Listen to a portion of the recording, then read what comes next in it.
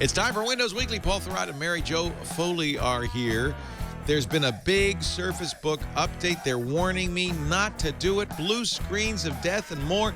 I'm going to do it anyway. That and all the Windows news, Microsoft news too, coming up next on Windows Weekly. Netcasts you love. From people you trust. This is Twit. Bandwidth for Windows Weekly is provided by Cachefly at CACHEFLY.com.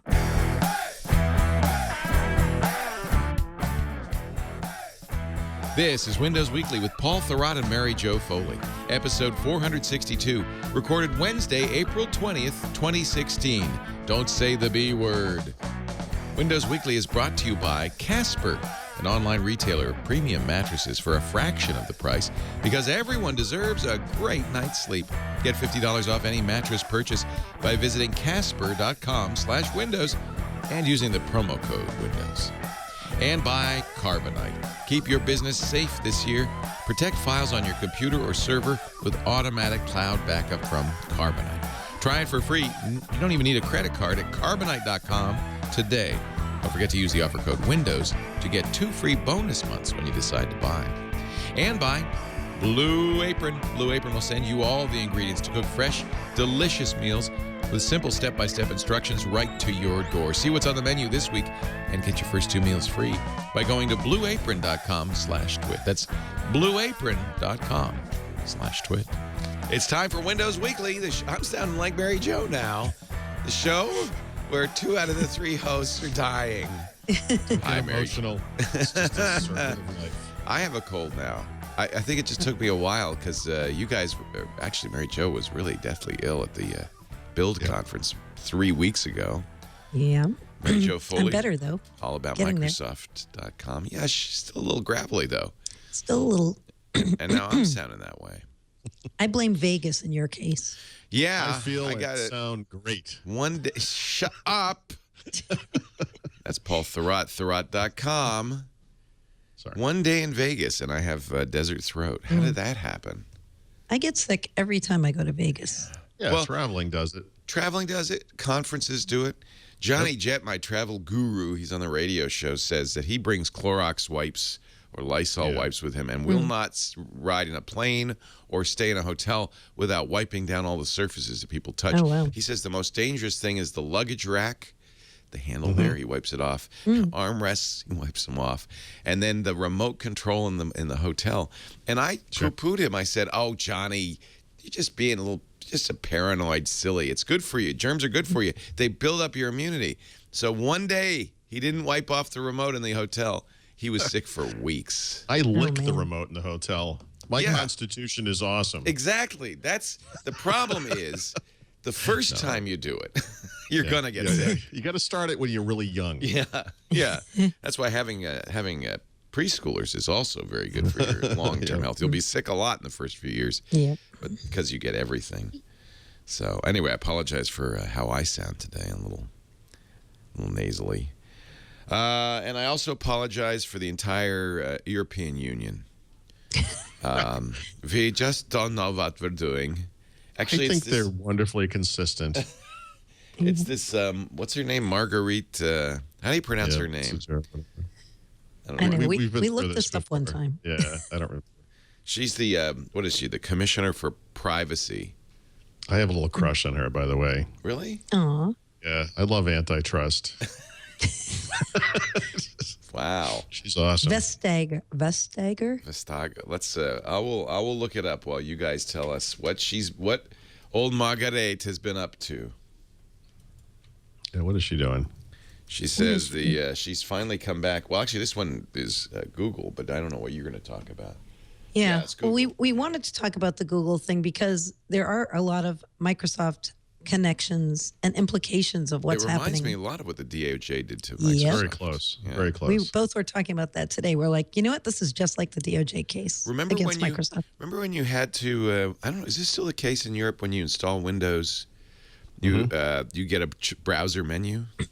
Oh, I think that just ended. or it ended last browser year. ballot? So The browser ballot. I think, retired, didn't it? Which was, sleep But they near. do sell N versions of Windows still, right? And those are the Still, versions that yep. don't come with media player software because Yep. that's so vital to everyone. So this is very similar. Google's being mostly chastised because the Google search is built into Android and the browser is built into Android. But, I got to point out, there's not one version of Android that I know of that you can't run a different browser or change the search to Bing.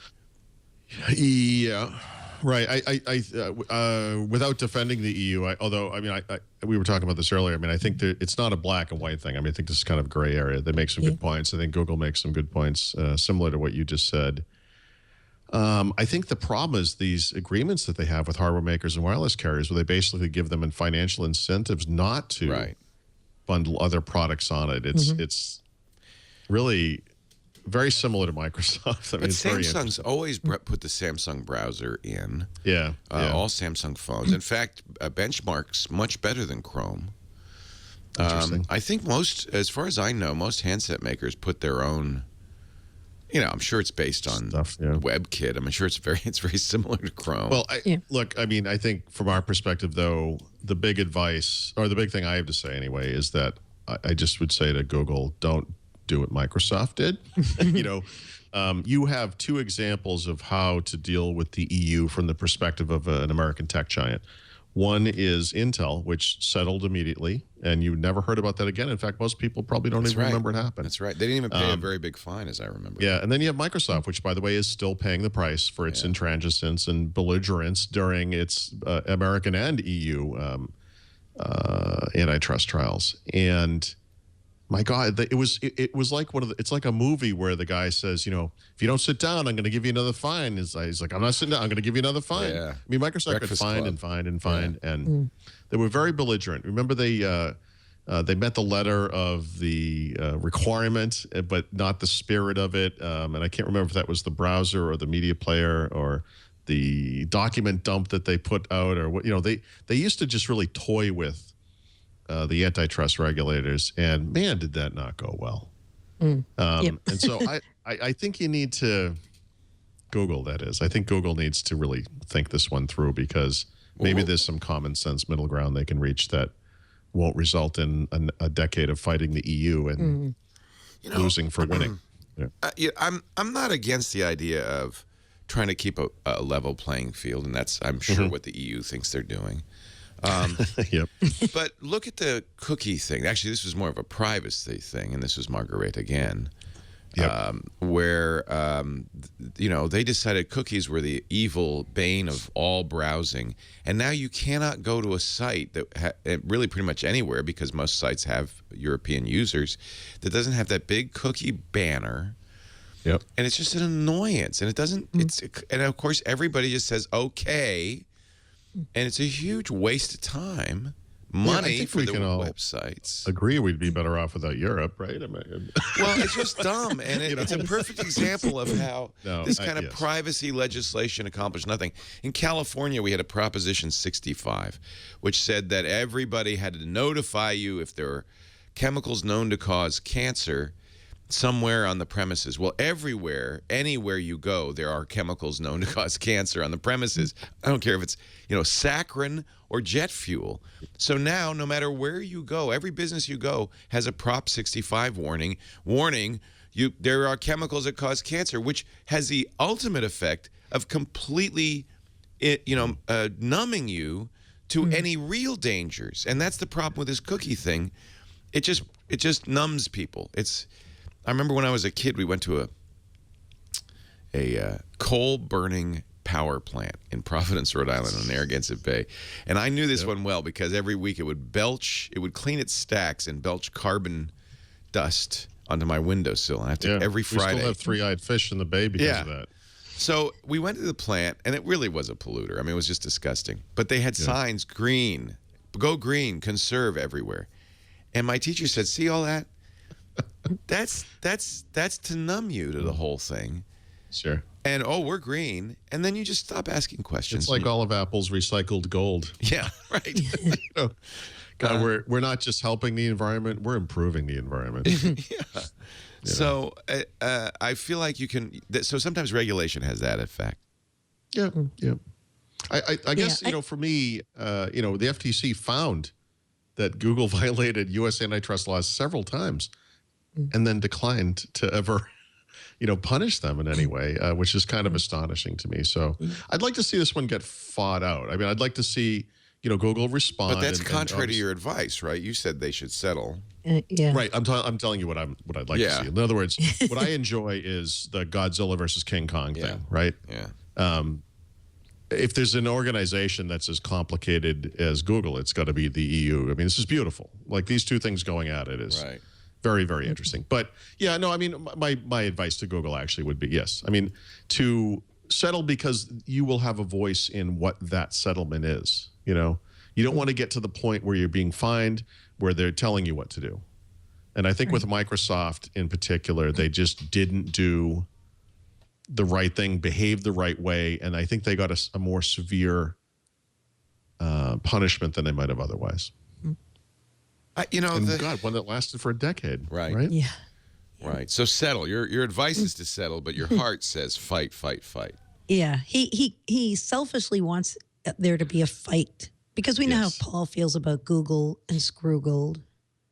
He wants to see them He hates suffer. Google. Let's face it. He hates Google. Yeah. And I'm not. I don't. It is so similar to that. I use a lot of Google It stuff. really, so reminds me of the US DOJ case because, everybody at that point was saying, the OEMs have a choice. They don't have to take Internet Explorer. They don't have to do what Microsoft's telling them to do in terms of promoting their products the way that Microsoft wants them to. But if they didn't, there were financial repercussions. So that, to me, is what's similar about these cases. And, I've seen a lot of people on Twitter today saying it's not a pro-consumer thing that the EU is doing.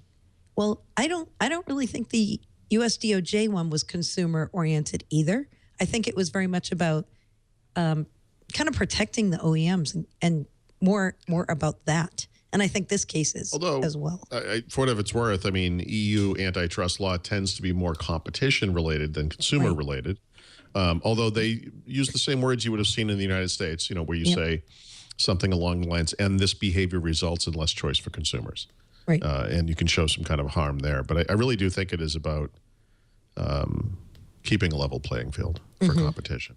Well, and we should point out that in the U.S., Google, oddly enough, does not have nearly the market share that it does in the EU. That's right. So in this complaint, Vestager says Google has 90% market share for search services, smartphone operating systems, and app stores. By the way, just as the show started, Google announced that they now have 1 billion mobile Chrome users. Yeah. Not Chrome users, mobile Chrome users. Well, You know what? If I were Google, I would have held that announcement yeah, today. timing is not good. Winning. Yeah. Yeah. Winning through integration. And the whole idea of antitrust law, which I actually support, is that a company shouldn't use its dominance in one arena to allow it to enter another market and take over another market. Yeah, let it and that was enter another market. Right. Yeah. Right. So the fear, it's not so much, in fact, she even says this in her opinion, there's 90% market share as such, not a problem under EU competition law. However, dominant companies have a responsibility not to abuse their powerful market position by restricting competition. Yeah. So they're in an unusual position. Yeah, that's the same thing in the U.S., right? Monopolies are not by themselves illegal. Right. But when you abuse that monopoly to gain entry or advantage in other markets, that's against, that's And I think that's law. appropriate. I do too. I just think there is some leeway to debate whether Google is strong-arming phone I do too, by the way. manufacturers. I actually think this is not so clear-cut. I enjoy it on one level because, viscerally, I want to see Google go to town on the EU. That would be fun. But, looking at the actual case and the merits of it and the way that the market has kind of occurred, there's an interesting debate here. It's really not black and white in my eyes. But that said, God, the EU. Go get them, EU. Go get them. Well, they move slowly, right? It's Europe. I mean, Well, it's been a year. This has been a year, she says. Well, since she said it, I mean, but the charges go back years, and this risks the thing that was a risk in the U.S. cases. I'm sorry, in the Microsoft cases, which was that by the time this thing gets resolved, it doesn't matter anymore, right? I mean, it's possible 5 years down the road we're going to be looking at this and saying, what is Google Chrome? What are they talking about? That we've moved on to other things by this point. It's too bad the law couldn't keep up with the technology in a way. She's Danish, by the way, if that helps. She is. Yeah. Yes, she is. I'm looking up the pronunciation right now. We've done this before. I don't know why. Yeah, we did do it Why one time on the show. Why I am We should so. spend a little bit of time trying to pronounce Nokia correctly as well. All right. Well, yes, I always get that email. Wait a minute. So there's this great site called Forvo where you go and tell people, like if you're Danish, you say, "Oh, this is how you pronounce it." What? Say it again. I'm sorry. That's what I was thinking. Oh, wow. Let's try Yeah, it. that's exactly how I pronounced it earlier. Margrethe Vestager. Margrethe Vestager. Okay, Margrethe Vestager. Margrethe Vestager. I'm sorry, I shouldn't laugh. They're going, Lollipart. So I shouldn't make, it's just different language. And should we do Nokia while we're here? Sure. Sure. As long as we're here, should we get the Finnish pronunciation? Yeah. Nokia. Just like we say it.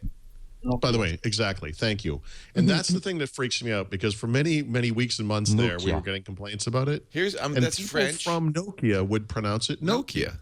And they say, it's not Nokia, it's Nokia, or whatever, like it's some kind of Italian potato pasta. Not gnocchia. It's gnocchi. Yeah. It's like Alcantara. Nokia. Oh, yeah. Boy, did we get tweeted and emailed on that. I know. Well, I know I was saying Alcantara at first. So it's Alcantara. Alcantara. Except that's not how I- Microsoft look, pronounced it in that I'm video. sorry I so. can't pronounce some esoteric term from the design world. It's not in the wheelhouse. I'm sorry. It's cloth. It's not cloth.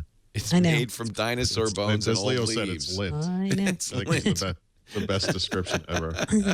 And I got suckered in, as I mentioned, suckered into buying Alcantara on my headliner, even though I couldn't pronounce it in my car.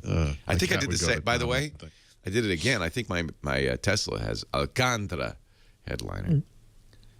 Hey, if it costs more, it must be better, right? Right. It works for Apple. It's got to be. Oh, did gotta I be get something. some hate, by the way, from the Apple fanboys for announcing, because they announced their new MacBook, right? Yeah. Yesterday. And again, only one Type-C port, and it's still not Thunderbolt 3, even though the new Intel chips, the Skylake chips, are.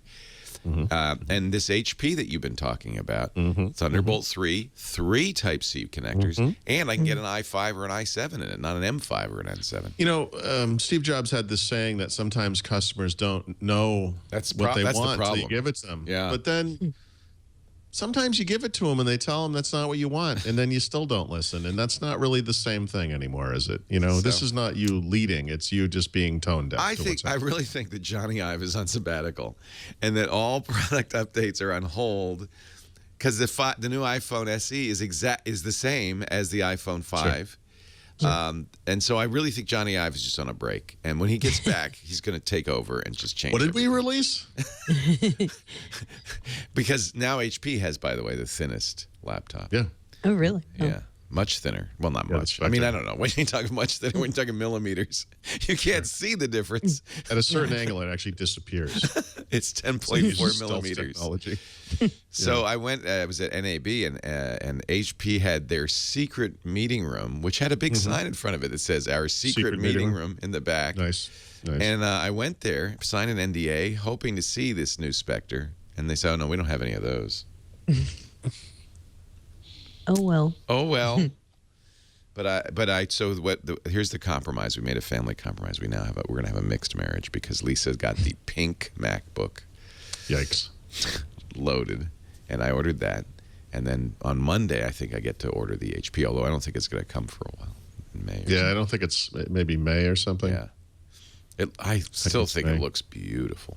I do too. Although it's a nice. little polarizing, right? I mean, some people have said that they're not a big fan of the design, but I think that's the point of. Well, design is always going to do that. Yeah. If you take a stand in anything, it's going to be polarizing because some people I've aren't not gonna noticed like that it. in life, Leo. What do you mean?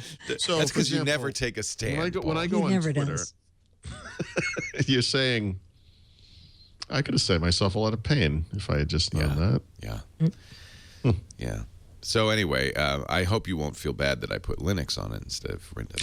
No. Oh, that's Don't go there, Leo. Don't. I'm telling you, this is the year of desktop Linux. It's finally here. You get that little kind of sweet feeling in the corner of your mouth when you got to throw up. Like, it's right there, like in the. No, we're doing a whole show this week without using the B word. People are now telling me, please say the B word. We love Paul's face when he's. So I'm not going to. It's sort of like the sad Ben Affleck video. Yes. Where I just kind of stare off and consider this future that I've gotten myself into. Yep. Oh, Paul. Oh. Oh, Paul. Yep. Paul. All I'll say to all of this stuff is you have to love the industry we're in, that these kinds of surprises are still possible. And now I'm going to go kill myself.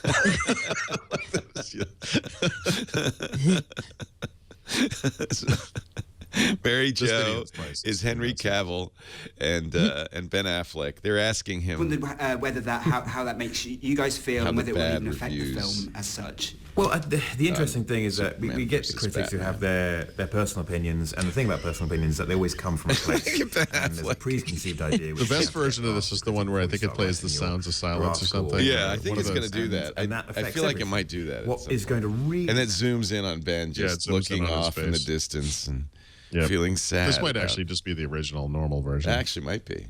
It's not the meme. Oh, poor Ben. He just looks... Henry's just going on and on saying, well, reviews. Bash on Windows. Anyway. Except at the end he says PowerShell. I'm sorry. All right. What else? Anything else to say about... Oh, no, I already forgot it. Margarita Vestager. That was pretty good. Send her a Valentine's Day card next year, I think. No, I think that's it. Yeah. I'm going to Denmark in the fall, and I'm going to pay for this. I know. Look her up. Yeah. You are. She's hot, actually. She's quite attractive. Yeah. That's a terrible... I'm sorry, Mary Jo. And That I is apologize to terrible. women everywhere. That is not appropriate. Nope, It's not not. appropriate. You're missing, no, hold on a second. You don't need to apologize for this. She's a powerful, intelligent woman. There's nothing to be She ashamed of looks here. great in a turtleneck. Yep. She's rocking a turtleneck. I wouldn't want to face her in court. I'll tell you that. Yeah. She's no nonsense. And what's interesting is that I think she's the commissioner for privacy. So, but maybe it's just it's all antitrust. I don't know. I might be wrong on that. Well, she's the European commissioner of the European Commission. Like she's a commissioner. the lead antitrust. Of the European Commission. Yeah, she's the European commissioner, as it were. There's only one? Well, she's in charge of antitrust, Right. among other things. But yeah. And it's let's not forget, pronounced Nokia. Okay, just checking. Well, Google has 12 weeks from today to respond. Okay. So I remember Mario Monti, who was this guy one time, and then I can't remember his first name. Joaquin, maybe Almunia. Right. Yep. Was her predecessor, I believe. These people are all in my pantheon of heroes. You know, I have like marble busts of these people in my office. Margarita Vestager. Okay, so I'm just looking for her title, but unfortunately I'm having a loop on how to pronounce her name. She's the competition commissioner. Competition commissioner. What a great title. It is. It's great. I'm the competition commissioner. Yep. Jazzy. Or as we call her here at Windows Weekly, the commish.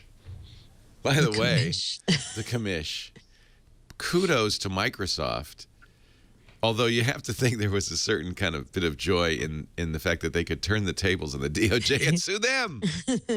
Yeah. And honestly, the big thing there for me is to be so utterly right about this topic. Yeah. Right? I think a lot of times... So we're talking about Microsoft suing the DOJ We should introduce it. I assume by now everyone can just read my suing, suing implies like we're going after you because you've done, you're bad people. What they really have done is they've gone to court to ask the court to tell the DOJ you can't continue to force us to stay silent when we receive a court order. And Microsoft pointed out, what was it, almost 2,500 court orders in the last 18 months, all of them requiring that Microsoft not say and more than anything. Are the secrecy things. And the secrecy part of it is there's no end date on it. More than half of those have no end date, like forever. You can never, ever tell anybody. And Microsoft just wants a ruling from the court. This is unconstitutional. They say it's unconstitutional. That's right. Yeah. And I don't know if they're going to go after the right to face your accuser. I don't know which is certainly, that's part of it. Yep. Cherished right, and the right against unreasonable search and seizure. It's not quite that. I think the DOJ makes a strong case that you don't want to, if we're investigating a terrorist cell, you don't want Microsoft to go get on the phone with them and say, "Hey guys, just want you to know, you're under investigation." That I understand. By the way, I'm sure some small percentage of these cases is that kind of thing. Right. But I think the majority of it is not. And they've gotten really comfortable with cloaking everything in secrecy. So that's the problem. It's just it's like kind of on automatic now. Yep. And I'm sure that's what Microsoft is saying, right? Is look, not some of them it might be justified. We just don't want it to be the default. Yeah. Right. It's all about their whole campaign to show people we care about your privacy in the cloud, because the cloud is their future. So they need people to trust them. Yeah. And by the way, there's a reason really Apple's fighting on devices, because that's what Apple sells. And Microsoft is fighting in the cloud because that's Microsoft's current and future business. Well, but then, Mary Jo, is it really public relations or is it a genuine suit? It's a real suit, but it's for. I mean, I feel like it's for the campaign to show people that Microsoft is taking their privacy seriously. Because if you don't trust your vendor in the cloud, you're not going to put your information in their cloud. So they're trying to be very much ahead of the curve, leading the way. I feel like they are really doing a lot of these legal actions to show people we're serious about this. We know we're getting a bad rap, but we're going to bat. And they're smart not to tie it to an individual case, right? I think one of the big problems with that Apple case is they decided to take a stand on a known terrorist iPhone. The guy didn't even own the iPhone. The government that did own it gave them permission to break into it. And it's like they chose that case. Like, guys, seriously. Microsoft is very smart by basing this on many, many cases and just having an overwhelming amount of data about the requests they've gotten, what percentage of them have secrecy orders attached to them, why these things violate the law. It's very nicely done. It was a smart way to handle a lawsuit if you have to go in that direction. Yeah. Plus the headlines were so classic. Microsoft sues the DOJ. When you see that, it's like, wow. Irony alert. We've been waiting 15 years for this, But they're on the side of the angels on this one. Yeah, I think they are. And again, I would say that they're not asking the court to say, "Oh, you can never keep it a secret." They're just saying, we want the court to stop, doing that by and by the way, that's the kind of pragmatic middle ground that I've been talking about, whether it's about the Apple case or about this Google thing we just talked about. I mean, I think too often with these things where it's privacy related, especially, they're kind of hot button topics. People get very emotional and they go off in these very radical black or white, lines where it can only be one or the other. And I think this is smart because obviously there are going to be cases that involve national security or law enforcement actions or whatever that require some secrecy for some amount of time. Yeah. It's not unreasonable. I think the government just got really soft and these secrecy things were so easy to get, the secrecy orders, that they just kept doing it. You know? And I think Microsoft is saying, no, you can't. That's and I'm sure illegal. I would think a court would support them on this. They're doing this in the Ninth Circuit, which is a very liberal court. It's possible the DOJ would then appeal and take it to the Supreme Court. I don't know. That depends. I think this is I have to think the DOJ is feeling the same way. Like maybe we've gone a little too far here. I don't know. Yeah, and by the way, my advice to the DOJ would be to settle this case. Just do it like do what Google. What would Google do, DOJ? Just ask yourself, What would Google do? Paul's going into the legal advice business now. I know. I'm like what's that guy from the OJ trial wanted to settle everything? The original Shapiro. Robert Shapiro. Yeah. Did Robert you watch Shapiro. that OJ show, by the way? Yeah, that was fantastic. Oh, man, that was good. Fantastic. I really enjoyed reliving the... Still not sure he did it, but it was a good show. Oh, what? No. Talk about preponderance of evidence. Yeah, I mean... No. Double jeopardy, my friend. He cannot be tried again. Fortunately, he's in prison for holding up a sports memorabilia ring in Vegas. Right. But so, I guess it all works out in the end, doesn't it? Get away with murder. I think you think you're okay for anything at this point. Might be that. Might be that. Let's take a break. I have a confession. Let's silently consider our words. Let's think about what we're saying. A little time out. Count to 10. There will be blood. No, there will be repercussions. No. Sure. I want to make a confession. I'm late a lot for this show. And I blame it all, frankly, on my Casper.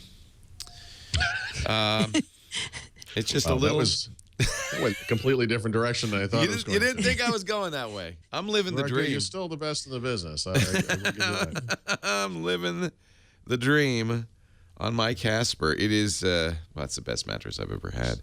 Casper is an online retailer of premium mattresses for a fraction of the price. By the way, it's not just the Casper for me. It's also the Casper pillow. They piling on now. Which they sent me a pillow the other day. I said, what? There's a Casper pillow? Yes, there is. So now my head is just as gently cradled as my bottom on my Caspers. Casper mattresses. They're made in the U.S. They're revolutionizing the industry by cutting the cost of dealing with resellers and showrooms. All the reseller does is add to the cost. And you might say, but wait a minute, Leo. I hear you right now. But wait a minute, Leo. I need the showroom because I need to lie on my mattress before I bought it. Yeah, how's that working for you? I did that last 5 mattresses I bought, and they never were quite right because it's broad daylight. The salesperson's looking at you with kind of funny. Anyway, you're going to take your shoes off. You lie on that thing for 3 seconds. You go, yeah, that's fine. Even if you lie there for 5 minutes, that's not a good way to test it. With a Casper, you get 100 nights. 100 nights. You try the mattress. In fact, if you want, keep your old mattress, put it in the garage just in case. 100 nights. Within the first 100 nights, you can call Casper. They'll come and get it, refund you every penny. It'll cost you nothing. Because they know you want to try before you buy, and this is how they do it. Now, it's going to come in a very compact box, which I love. That's why I also sent my son a Casper in the he's in the dormitories at CU Boulder. Actually, he was in the dorms, and he was on like the 3rd floor. And the narrow doors, and he said, I can't. This mattress is disgusting. I said, of course. And I sent him a Casper. Comes in a box. He was easily able to get upstairs. Open up the box, and whoosh, the mattress becomes full size. It's magic, and there you have it. It's cool it breathes. It's cool in the summer. You always sleep cool. It's fantastic. Caspers mattresses, Caspers pillows. You can get them right now. $500 for a twin, $950 for the full-size king. That's a great savings because they don't have the middleman to pay. And we're going to give you an additional $50 off just because you're watching. Go to Casper, casper.com/windows, promo code Windows. Terms and conditions apply. For details on the terms and conditions, go to casper.com/terms. Otherwise, casper.com/windows. Use the promo code Windows, $50 off. The best mattress you ever have, or your money back. It couldn't be a better deal. But prepare to be late for work because the alarm goes off and I go, nah, I'm just gonna lie here. My son also uses a Casper mattress, but I think the reason he's late all the time is because he's a teenager. Yeah. I've decided to go back to that where I go to bed at like 3 in the morning. Yeah. Oh man. I don't have to get up for class, first period, 0 period. I just can lie in. But by the way, there's no accident that my workday starts at 11 a.m. at my time. There's a reason, actually, you could never be a teenager again, and it's because you lack the aptitude to half-ass everything in life to the degree that an actual teenager does effortlessly. Yes. Yes, you know, true. like it would not be possible to mail it in to the degree. Oh, I that mail a it in. teenager does. Believe me, I mail it in. There are people disagreeing with you right now, Paul. No. Okay, well, what I meant was I mail it in, and I'm good at it. It's like Larry King. He said, I don't have to read the book. I don't need to read the book. Right. In fact, it's better. He had a whole thing. It's better if I don't read the book, because then I'm like the listener. I don't know anything. And I ask the questions the listener would ask. I do this for you. I do it. I do it to make myself better. I do no research. Yep. That makes me a better host.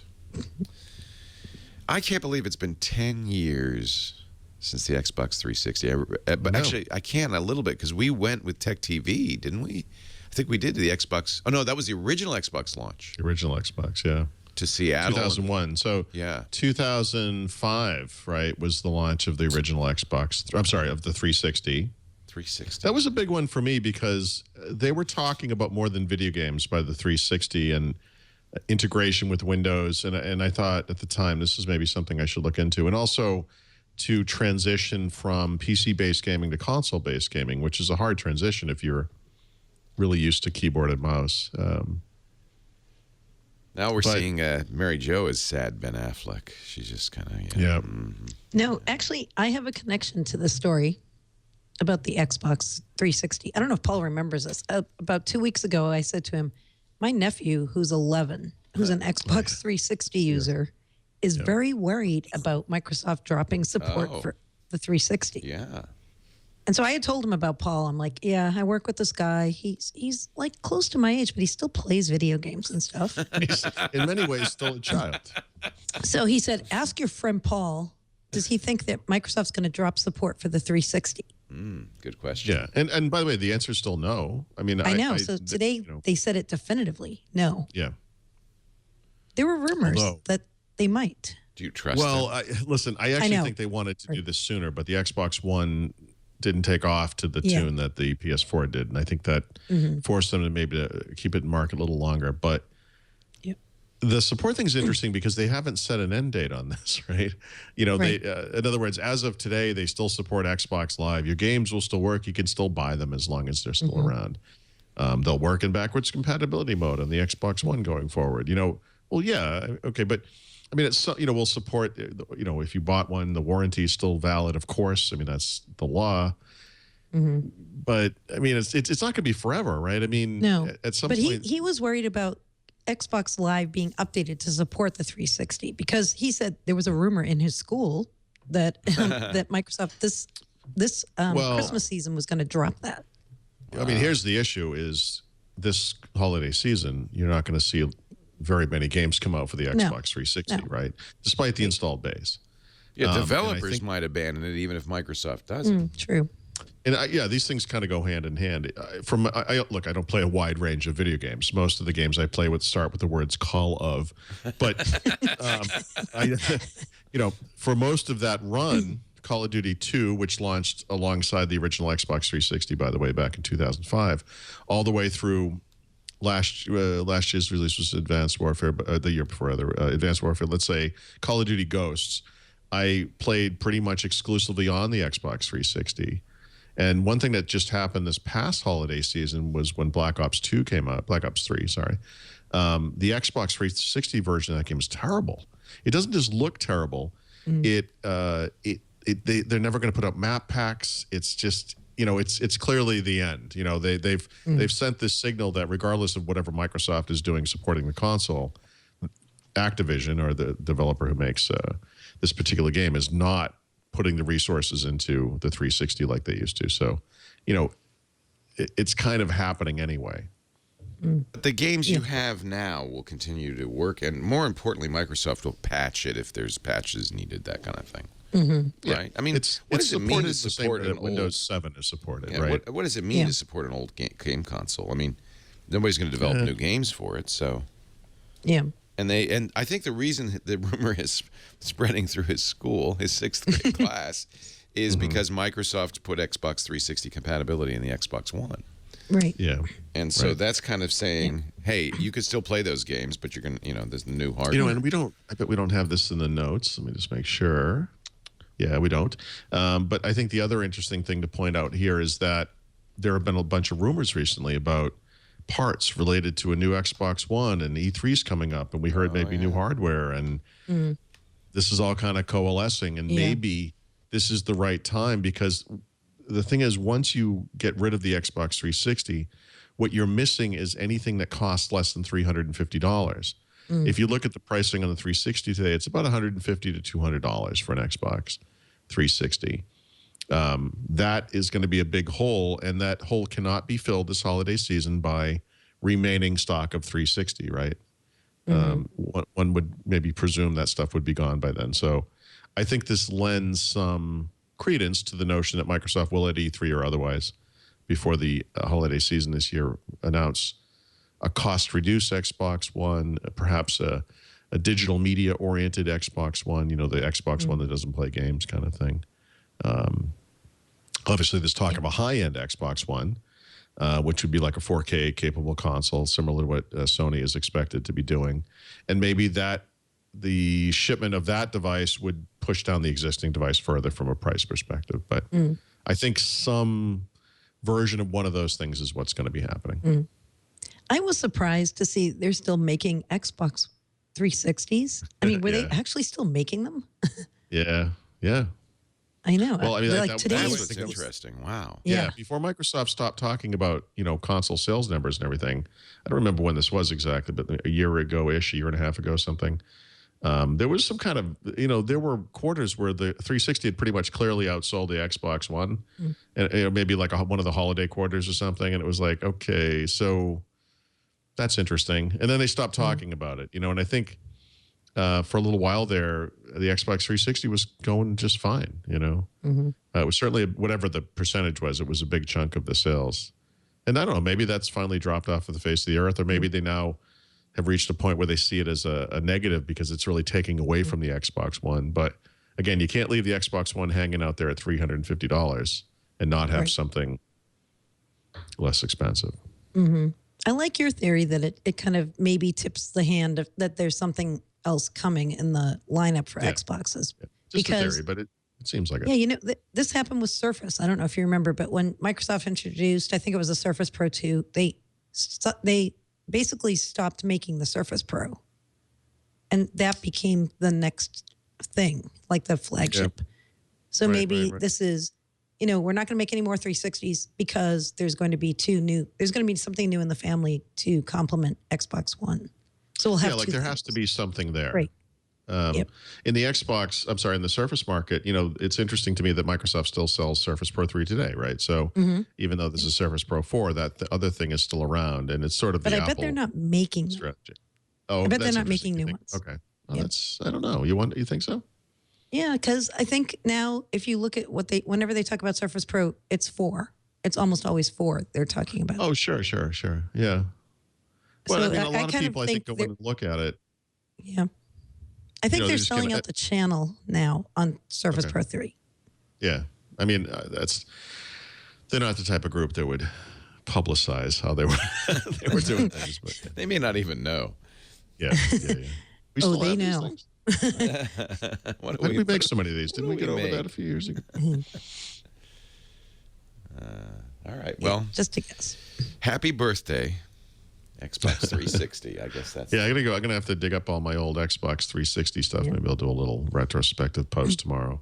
Yeah. Set to the sun, the way we were. Although I still think fondly. I guess hell. I think fondly of my Dreamcast. I still think fondly of my Xbox, the original. Because I had modded. I put a big hard drive in there. I had every game on the hard drive. I eventually gave it to my mom so my nephews could play it, but they've kind of outgrown it. They have a PlayStation now. Sure. So I wonder if I can get it back from my mom, because there were some great games on there. The Xbox 360 is fantastic. Yeah. But it's not like the video quality is massively better now, is it? Maybe it is. You know what? Side-by-side with games, you did notice it. You could see side-by-side, but when you have to play look a game, exactly. especially when it's made in the past 5 years or whatever, they look fine. I mean, they look nice. I mean, it's not like they're terrible, but there is definitely, it's not going from 1080p to 4K or anything like that, obviously, but there is a difference. It's interesting because people look back fondly on XP in the same way, but both XP and the Xbox 360 were in their own ways deeply flawed products, right? Both of which required massive fixes. And just by virtue of being in the market for so long, they kind of overcame that kind of thing. And actually, the whole red ring of death issue that they had with the Xbox 360 was behind my theory that Microsoft could do whatever they want with the next Xbox because their fans have already proven themselves to be so faithful, they'll put up with anything. And then the Xbox One happened, and like everything else I pontificate about, it was proven completely wrong immediately because the world just doesn't work that way. It's not logical, Very interesting. PlayStation 4.5 is probably going to be announced at E3. Those rumors seem to be now getting much more serious. And a 4K display. Actually, I'm actually glad because I never bought a PlayStation 4, and I think I might now do it because I do want to try their VR solution. Yeah, I do too. And I was actually, just before the podcast, playing Call of Duty on the PlayStation 4 because, of course, now with this game being the first, the map packs are released first on PlayStation before the Xbox, and that was never the case before, going back many years. Yeah. So I have to fumble finger my way through a game because Microsoft couldn't get a deal with Activision. It's unbelievable. Yeah, I mean, this is just going to leave, unfortunately, the Xbox One even further in the dust because there's no 4K support on the Xbox One. Will they do? But they will could do the update? same thing, right? Yeah, and actually, my theory is that they will. Yeah. At E3, you think? That's June. I have heard literally nothing about that, but other than some kind of new hardware. Yeah, interesting. I mean, that could be a new controller, but there will be new hardware. Is it a little discouraging for people? I mean, I went in, I had the choice, and I went all on the Xbox One. Yep. Is it a little discouraging for people who did that? I don't know. I can't speak for the world, but for myself, no. And in fact, that's an interesting point because, when you consider a lot of the negative news around Windows Phone. And then you have this kind of group of people who are fans, and they don't care, and they don't want to hear it, and it's fine for them, and that kind of thing. You're really kind of making lemonade there because the real issue is that the apps just don't exist on that platform. And so it's great that it works for you, but the truth is this is not something you could really recommend to people generally because there's just so much missing. But that's not the case on the Xbox One. So whatever the sales figures are, if in the worst case scenario, which is possible, that the PS4 is outselling the Xbox One 2-1 somehow, even if that were true, they've still sold roughly 20 million of these things. The game library is vast. All of the consumer apps are there for, digital media and all that kind of stuff. There's incredible Windows integration occurring now. It's not the same situation. So maybe it's because in this scenario, the Xbox One isn't Windows Phone, it's iPhone, right? It's not number one, but it still sells really well, and developers don't ignore it. So it really isn't the same issue. It's fine. It's not the same kind of disaster. Yeah. No, I'm with you. It's not a disaster at all, I should say. No, I'm with you. That said, I too will buy the PS4.5, whatever they call it, the second they announce it. But I won't, it's funny because I can't replace the Xbox One in my media center. I know. Because I still do I do the pass-through, and I use it with a TiVo, and all those things. That's why I bought it. Which is probably not a big part of the market. I mean, people buy it for gaming. I mean, people complain a lot about various issues with the Xbox One, but honestly, the thing that really blows my mind is that they ship it in a box that's the size of a Volkswagen. It has no user serviceable anything. You can't pull the hard drive out of a slot and replace it. You can't upgrade anything. And that blows my mind. The Xbox 360 was smaller and more elegant looking than the machine it replaced, but it had a system for doing that, which, wasn't great in the beginning, but got, more elegant over time. I at the very least, what I'd like to see is a smaller, thinner, lighter, less noisy Xbox One that is just more appropriate for the living room. You can do that. It's been a few years. The times change. Yeah, I think so. I think it's the time. You can do that now. Yeah. And I'm sure the chips are out there that you would need to give it 4K support and a little bit better oomph, and they could run it cooler. I think, Intel's definitely made improvements in that area. Yeah. Well, it's not an Intel chip in there, though, is it? Isn't it? I can't no, remember. the Intel was the original one. Yeah. No, I think it's Power, an AMD chip. Yeah, or No, it's not Power. PowerPC was a 360. It's AMD. 360. Okay. AMD, yeah. Ah, the red ring of death. Who could ever forget? My little heater in the my... Xbox One has been very reliable. I will say that. I haven't had one problem. Message. And I had... How many red rings did I have on the Xbox 360? I had 3 or 4. Oh, by the way, I'm positive I had rotated 8 360s through Microsoft support for that. That was really positive. Really terrible. Yeah, it's hard to remember, Mary Jo, but that was... And you know what? There's something about Xbox, because the goodwill was sufficient. Had any other company done that, I think you would have heard. I know. Didn't they take a huge write-down, like $1 billion? Yeah, more than $1 billion. $1.5 billion write-down on repairs. Yeah. So although, for whatever it's worth, I mean, the S console I've been using for a while has never had a problem. It still works fine. They fixed it. I guess, I would say so, yeah. But boy, they didn't fix it. That's not even the newest generation of the console. Right. No, they fixed it, but the original design was fatally flawed. And yet people loved it, and they put up with it. And thank goodness Microsoft gave them free, painless repairs. I mean, that's part of the reason. In May of the year that thing shipped, and it shipped probably in November that year, I went out to Redmond West or wherever they were at the time, or wherever that was, and wherever Xbox was at the time, and I met with them, and they showed me I tell the story all the time, but it was the development workstation. It was 2 Tower Power Mac G5s linked together, and it had a controller wired to it, and that's how you would play the 360 at the time. And he was going through all the demos and look, this is what the screen looks like, and this is how the interface works, and he'd go into a game, go out of a game, and everything. And I kept looking over at the machine, and I was like, can I ask you a question?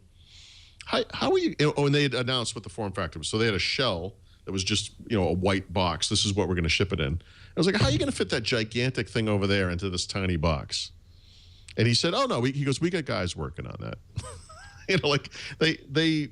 This was the problem, right? The red ring of death stuff was essentially, compacting all of that junk into a tiny box. So you remember the power brick for this thing was itself the size of a Volkswagen. Yeah. It was just a heat, and it was a disaster. The original one. They eventually figured it out, but my God.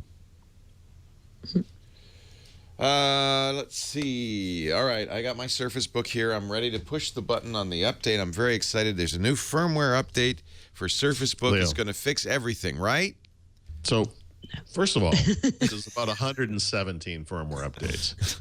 Yeah, it's going to require multiple reboots. Okay, well, this is no better time to start than the present then, right? Let's get going here. I'm not sure that anyone on Earth has actually gotten all of them installed correctly. No. Yet. Really? Wait a minute. There's a correct and an incorrect way? No, I don't think there's anything you could do. What I think is that there's something wrong. There's something wrong. Not with my Surface Book. Surely not with my Surface Book. How could... Leo, you've had a good 30 days. It's fine. It's time to get back on the grind. And you know what's weird about this too? Not everyone is having problems. Just like problems. Always, right? I was going to say, right. So some people are reporting they're getting blue screen of death when they install this, and other people are like, I didn't get the blue screen of death. That's terrible. So, ironically is not the right word, but coincidentally, the firmware update that triggers that blue screen of death is the one that will not install in my Surface Book. Well, so there you go. And install there. Yeah. So, all right. So now your insider ring, Paul, or no? No. Right now it's on the. So is that right? I'm going to even be worse because I'm on fast ring because I wanted that B word. No, you know what? Actually, I think it is on fast ring. I think it is. Right. I have not updated this since last week, so I don't. I haven't seen it since the second Tuesday. So. I don't know I'm running it now. So you're saying don't do that. I am on fast ring. Yeah.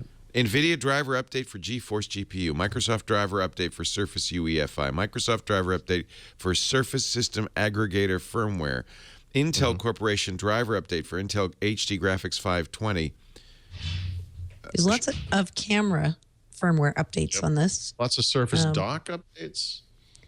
Wow. There's also another sleep hibernation update, which I've seen people saying, I think this actually fixed my sleep issues, but Who knows? Yeah, you're wrong. Yeah. There's a lot of so there are firmware updates, a few for the Surface Pro 3, but most of them are for Surface Pro 4 and the Surface Book. But what's really interesting to me is people started having the blue screen of death problem. Then somebody who I think works for Microsoft went on Reddit and started trying to solve their problems for them. like tech support? Yeah, like a tech support person. And people are saying that's actually helping. Whoever that is helping. So, yeah, I think I would wait, if you can, to apply these. Yeah. Okay, well, it's downloading, but I guess I can. Oh, no. That was a mistake? Well, no, you should try it. What could possibly? I should try it. We need more data points, right? I'm going to be a data point. All right. Right. I only have so many computers in my home. I will be a data point. So this is Fast Ring. I'm downloading the drivers I just mentioned. What? Oh, you listed the ones you read were the ones you see in Windows. That's all update. I see here. NVIDIA driver update, because GeForce GPU. You'll see more when you reboot. Oh, because then it'll be another set. But none of the are. Oh yeah, I just there's a new one. Camera front, IR camera front. So that's for the Hello camera. Okay.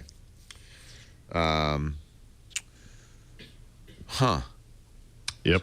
What could go wrong? None of those are the B-SODs or any. Which one's it? Which is the one that causes the blue screen? I would like to know that, just so I'm ready. It's the Intel Corporation driver update for Intel Control Logic. Oh, I haven't gotten that one yet. Oh, I do have an error number. So that's the one you can't install. Somebody asked me if I had an error number, but I do, and I didn't look at that. So I'm on build 14316 RS1 release dot 160402 dot 2217. Yep. Yep. You'll be fine. Or as the insiders call it, 2217. Okay, it's almost done. Oh, here's another one. Host controller. Oh, there's more coming in. Yeah. Oh, so I just got that one that you were mentioning. Uh-oh. They're just coming in. All right, so I'm going to... Okay, so preparing to install updates. I guess I don't have a choice at this point, so we'll just kind of move ahead. Yeah, just go with the flow. Is it going to fix that jiggly orange screen? Yeah, people said it fixed the screen flickering. I saw people saying that. Okay. Oh my God. Yay. Oh my God. Oh my God. Oh my God. Yeah. This is their signature hardware. This is Microsoft's, crown jewel in their hardware line. Yep. Okay. Yeah. Yes, it is. Okay. Let's take a little tiny break while the downloads install. And then you'll hear a howl of pain from me later. Yep. Fortunately, and actually this is kind of good timing, I run Carbonite Online Backup. So I'm not completely messed up. If this doesn't go well, I can go back and join the regular people who are not insiders. Carbonite Online Backup is a great solution for anybody, Mac or PC, home or office, because it's the kind of backup you need. Now, this is an adjunct to whatever you're doing. A lot of people say, oh, I got a hard drive that I back up to, and maybe some of you are super good and you have 2 hard drives. I've recommended this. You take one to work every week and one you back up locally, and then you swap them, right? So you have 2 backups. That's good. In my opinion, I'm not alone on this, you need 3 backups. I think you need 2 different, because one copy of data is not backed up, even if it's the drive says backup drive. If that's the only, you deleted the original and you have only 1 copy, that's not a backup. 1 copy is not a backup. 2 copy, you're better, but I have, 3 is the best, because it's highly unlikely that you'd lose all 3. And then the other thing to really encourage your, reliability is 2 different forms of media, so that you're not all in on hard drives or all in on whatever, DVDs or cloud. And one absolutely must be cloud. Off-site, I guess, is what we say. But I like cloud. And that's why I love Carbonite. It does some other things I think all backups should do. So you may be using Microsoft Backup to a hard drive. That's fine. Keep doing that. But you also want something running transparently in the background. You won't know it's there. You pay once a year, so you just set it, forget it. It backs up automatically. So there's no, I have to remember to back up. You don't have to set a cron job or whatever the task manager. You don't have to do that. It just does it. You don't have to, whenever you're online, it's always backing up. So that means if you change a file, it's immediately backed up. And on Windows, it does versioning. Now, that's really important if you get bit by ransomware, because you can say, well, even if that encrypted file got backed up, you could say, well, go back to the one just before that. That'll be still good. So this really is the solution you need. It really, if you have a Microsoft backup sitting next to your computer and you're very smart, you've set it up so it does it automatically, then you get ransomware, and then it backs up the encrypted files. Boom, you're dead. Have an offsite backup, have versioning, have Carbonite. And it couldn't be more affordable, as little as $5 a month for everything on a single PC. And they have plans, of course, for servers, external drives, businesses, all of that stuff. Go to Carbonite.com, look at a plan, check it out. If you use our offer code Windows, easy to remember, you'll get 2 months free when you buy. But do the free trial. That's what I recommend everybody do. Just make sure you say Windows when you do the free trial. More than 1.5 million homes and small businesses trust Carbonite. I trust Carbonite. You should trust Carbonite. And again, when you're doing stuff like, updating your Windows machine, and you're going to get the blue screen, you don't have to. It's like, no big deal. I got my data backed up. Carbonite. Offer code Windows. We're talking Windows. Paul Thurrott, Mary Jo Foley. All right. Please wait while we install a system update. This is that firmware update because it's got a little progress bar. Yeah. And nothing's going on. Mine was orange. Yeah. You know what they do? They send a different update to everybody just to see. And then they say, which of you you didn't get the orange one? Oh, you got the black update. That's the good one. Yeah. What's the number down there in the corner? So this is firmware right now, obviously, right? This is that, that's good. Whenever I see a firmware update on my Surface, I smile. Really? You don't get a little lump in your throat? Well, it can only get better. But, right? Well, maybe not. You're not giving Microsoft enough credit. It can only help. Oh. Is it too late to put Linux on here? Yeah. No, I'm not going to do that. I put it on my Dell because I had the Surface. I said, I don't need the Dell 13 XPS anymore as a Windows machine. I've got the best Windows machine on the market. The crown jewel of the Microsoft hardware line. And I spent crown jewel money, too. This is like the Kohinoor diamond of Surfaces. It's the 1980s Jaguar car of luxury PCs. You love looking at it. Don't try to drive it. Do not step on the gas. My friend had a 12-cylinder XKE when I was in 6th grade. And you're right. His dad, right? His dad never got to. Beautiful. I mean, oh my God, gorgeous car. Yep. Gorgeous If only it could drive. It had a hood that went for miles. You'd sit here and it'd be like in the distance, you would see the street. Right. Because the hood. The event horizon. Way out there. The roof was literally an event horizon. Love that. Love that. Yeah, they were beautiful. Edge. This is actually very, very important. I'm very glad to see Edge is going to support WebM and VP9. There's almost nothing to add to that. I know. Well, the deal is, so HTML5 wisely, I think, included a video tag bracket, angle bracket, video bracket, but unwisely never specified the codec that would play in there. So not Flash, but something.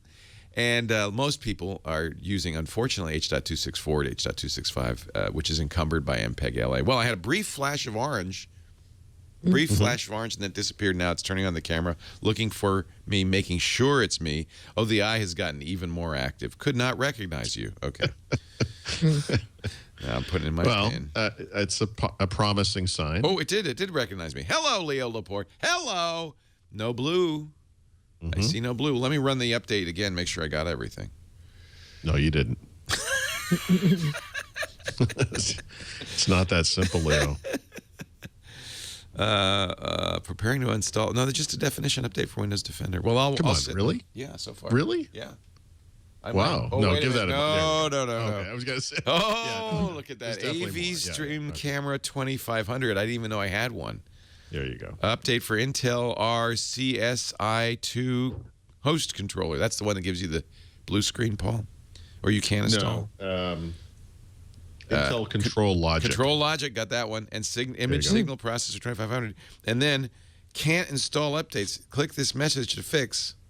Yeah, it's not going to fix it. We need to start a separate. Oh my God, this is crazy talk. Yep. What you are now reading is a message you have never seen before in Never Windows. saw it. Right. Yep. Leo, it's important to remember at this point, your data is where you left it. Your files are where you left them. Right where you left them. Right where you left them. A restart is required.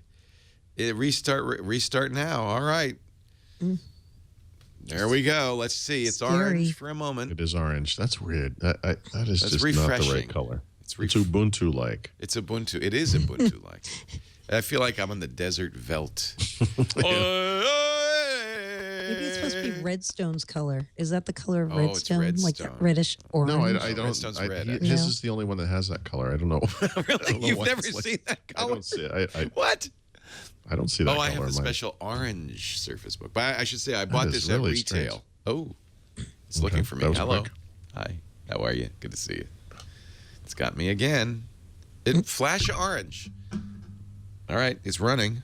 That's how you know it's alive. Let me check updates, see if there's any more. Oh, there's more. There was problem installing some updates. Intel Signal Processor 2500, error 800F0203. Let's do that again, shall we? Is that the one that you can't install? No. But it sounds like it's the same error. So the reason it's a big deal that Edge is going to support this, as I was talking, was that the problem with H.264.265 is MPEG-LA encumbers it, and there's always this potential that they say, "Oh, we're not going to charge you," but there's always this potential. It's not open, and Google of all people has said, no, we're going to indemnify WebM and VP9. We say it doesn't have, it's patent free, it's royalty free, no licenses, so I think that should be the standard for HTML5. I think it will become the standard. I think it's now. Well, this is it. It's put it over the edge, kind of quote. Because now we've got Microsoft and Google. I think Apple announced they were going to do this too in Safari. So that's it. It's now we have a standard. So this is actually a very big, important step in the acceptance of HTML5.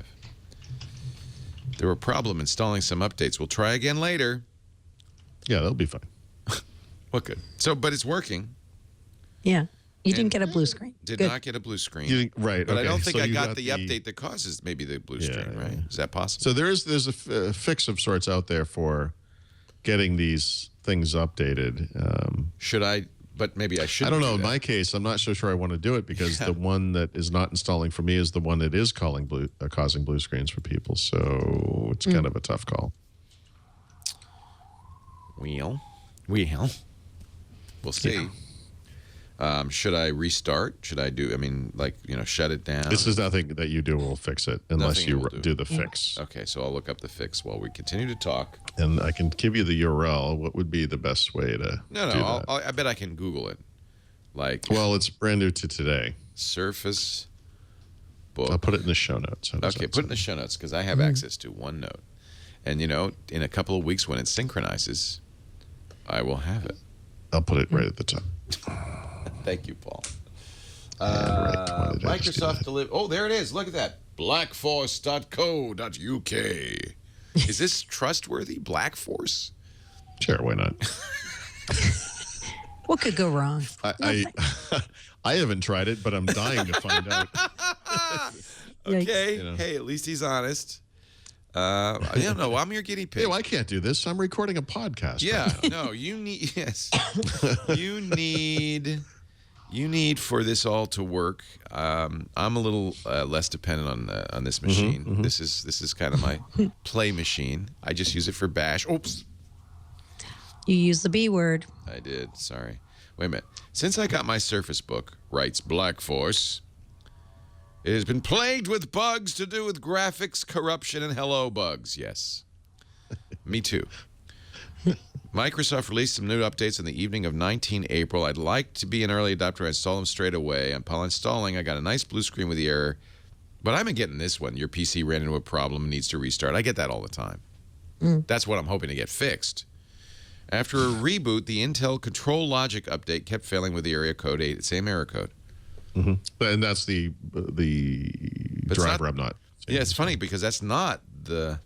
I'm getting the signal processor 2500 won't run, but the same error code. It's like Russian roulette, Leo. Any one of these things could kill your Surface Book. So now you open setup.api.dev.log, find the error failed to install device instance. Above this error, it'll say which inf file caused the problem. Then from an elevated command prompt, you run pnp-util-d oem90.inf and then do it. Oh, it's easy peasy. Right. I'm actually surprised I didn't come up with this before the show. This is stuff. These are commands. I love it when I get commands I've never seen or used before. I love that. Well, the thing I really appreciate is that error message you were reading from Windows Update, which I've never seen before, but I did see today as well on my Xbox. Right. It's like, I mean, on my where have you been all my life? Error we're just adding error messages. New error message. I don't. Okay. So this is the fix that some reputedly Microsoft person put on Reddit. Yeah. Okay. That's what this fix is. So. Oh, that's the same thing. It's the same one. Yeah, it should be fine. Okay. Blackforce.co.uk says he found it on the Surface Reddit page. I should haunt the Surface Reddit page. It's obviously the place to be. I don't even know how to do these things. I know. Open the log file from. So any text editor will do it. Let me look at the instructions here. What do I have? Notepad? What do I have on here? I have Notepad. Okay, so I have to. All right, I won't bog you down. I'll do this behind the scenes as we continue on with the Redstone phone build. Yeah, this one we could probably condense, right? I mean, yeah, because we just got a phone build right before the show started. Well, you say it's a huge we got one update, 6 days ago too. You say this is huge. Yeah, last week's was huge. So actually, we kind of plugged in this new thing. But last week, they released this, I think the biggest build ever for Windows 10 Mobile on the Insider program. Lots of new stuff. Yeah, there was a lot of new stuff, right? But this one is a couple of things, but it's the Skype thing, right? Yeah. And I thought we both talked to Skype, right, a month ago. I thought I knew exactly what they were doing. Me too. This completely refutes it. So yeah, what have they wrought? Yeah. Right. So here's what happened today. Microsoft rolled out a Windows 10 mobile preview. It's build 14327. This is the first build that has this feature they call messaging everywhere, which is really send messages across all my Windows devices. So it's messaging everywhere on Windows, not everywhere. And Android too. It will work on Android. Is it? Oh, right. Android phones. Yep. But then in the fine print, it says we're taking. It basically refutes what we thought was happening. It says we're going to have this. Refutes what I was told was happening. I'm positive they told me this was not happening. It said, "Hey, we have this Skype Universal Windows Platform app coming, which we knew was going to be coming, but we thought on mobile they would still be the separate call, voice, and video apps, and that they weren't replacing them with the UWP Skype app. But today's message makes it seem like, yes, they are replacing it, right? They specifically said that they had done focus groups before they did the 3 apps. People said that would be fine on PC and mobile. But then in the real world, and this is what I found, that the 3 separate apps make sense on a mobile device because that's, on phones in particular, we tend to think of apps as doing like one thing. So there's a phone app you can make phone calls with. There's a messaging app you can send messages with. And then for Skype, they have a Skype video app where you can do video chat, whatever. And integrating the Skype functions into those individual apps, to me, makes sense on mobile. It doesn't make sense on a PC. Right. A PC, we're used to multitasking and complex apps to do lots of stuff, Office, Photoshop, iTunes, whatever. But this refutes this. And I'm positive, I'm positive they told me that they would evaluate this going forward, but that the plan of record was keep the 3 apps on mobile, but let the Universal Windows Platform app be there as an option if you wanted it. Just like you can download the Windows Phone 8 Skype app today on phone. And then on PCs, have the Universal Windows Platform app, which would look and work a lot like today's desktop app. One app. This That's what it makes sense seemed to like. me. It makes sense to me. It's not what they're doing. No, because today they said they're taking, how did they say it? They said, How did they excuse the explanation today was, looking for it, sorry. Microsoft removes Skype integration from the messaging app in preparation for the UWP Skype app. Right. So it says the opposite of what we thought was going to happen. Yeah, in other words, they said, right, so this is so Skype can streamline your experience, replacing the integration of the 3 apps with the Skype Universal Windows Platform Preview app for mobile in an upcoming build. It doesn't really... Yeah. I mean... Maybe they're going to put it back when this UWP app comes out, but it doesn't say that. You know what? So, yeah. as a long time Windows Phone fan, one of the disappointing things that has happened to the platform, which has nothing to do with sales or market share or specific Microsoft phones or anything like that, but just speaking purely about the platform itself, is that the vision that they had in the beginning for these integrated experiences was so cool and so user-friendly, did not fly because, as we've discussed in the past, brands like Facebook and Flickr or whatever don't want you to go into some nice photo experience to do photos. They want you to use their app. And this is that lack of integration applied to Skype.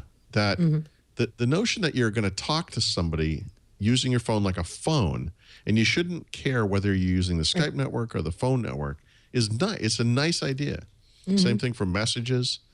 And then video calls just have to be different because video is different. There's no, we don't have video phone calls on normal phones. But they're removing it now. That's what they just said. And what that means is that you now must think Skype.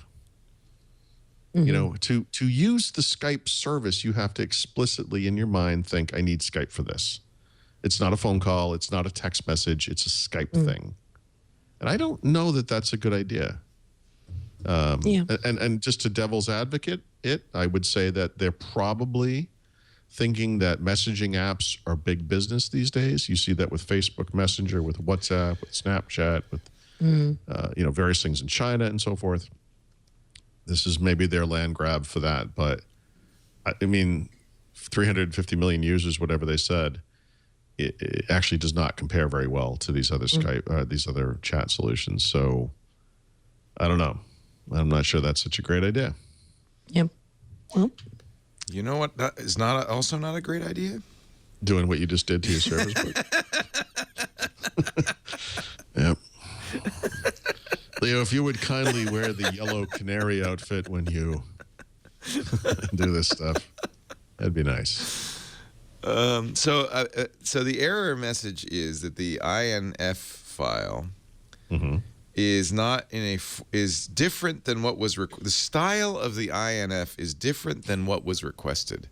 This is the command prompt. This sounds like somebody, not a native English speaker, wrote that error message. This is the PNP util thing. Yeah. So no. So I found the error message. It couldn't fail to install device and instance. it was not the same as OEM90.inf. No. It's IAISP64.inf. Gotcha. Which it can't find. So I'm going to give it the full directory, which is Windows System 32 driver store file repository IASP at INF. It's got like 800. So I'm going to give it that whole thing. And how did you view the log file, it says by the way? deleting the driver package failed. The parameter is incorrect. I don't know. Maybe I'm typing it wrong. Let's see. -D, right? And then you give it a long ass file name. How did you view the log file? Was that I viewed it with, I just opened it up in a notepad. It's there. I found the last error, the failed to install device driver. And then he says go and see what that device driver was. He says it'll be in the line above that, which file caused that. And he has that long string too. In his case, OEM90.inf. And then he says, and I have an elevated command prompt. I'm running as administrator, right? That's what that means, right? Run as administrator? Yep. Yeah, there's nothing more elevated than an administrator, is there? Nope, that's it. Can I be God?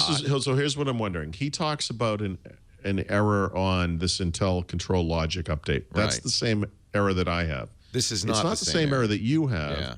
And I wonder if that's the problem. And in fact, I cannot delete this file unless let me make sure I'm getting the command exactly right. pnputil-d, and then the short form of the OEM of the name. It says the system cannot find the file specified, and then I give it the fully qualified name, and it still doesn't work. So that's probably not related. So this may just be this fix may not work for this particular error. Right. Did you search for the the text you searched for was failed to install device instance? Yeah. Did you ensure that there was only one instance of that failure? No, I did not, Paul. Well, should I go back and see if there's another one? Maybe I should just delete the file that he says. It looks like on mine there's only one instance. So the weird thing is, I could go back and try that. I will do that. But anyway, we don't need to slow the show down with this. We'll charge ahead. Yeah, charge ahead, would you please? Just don't use my I'll credit. when Mary Jo's doing her picks and stuff, I'll try to. No. I'm having fun. You guys keep going. Windows Phone is irrelevant, says this headline. But let's skip over that one. I think we've already. And this is our payback. At the time. And I haven't tried this yet, but Office 365, if you're a OneDrive user, is this for the people who got the unlimited OneDrive then lost the unlimited OneDrive? Or? Yeah, like, in other words, you actually were using more than 5 gigs of storage. Oh, no, I wasn't. And then they cut it back to 5. Right. If you fall into that category, you probably would have received an email this week already. Tells you where to go. You can pick up a free copy of Office 365 Personal, by the way. Right. But this dates back to last year, because a lot of people are saying to me, did you see they just changed what they're doing with OneDrive again? No. Yeah. This is the same. What they said. I thought they already offered this. Yeah.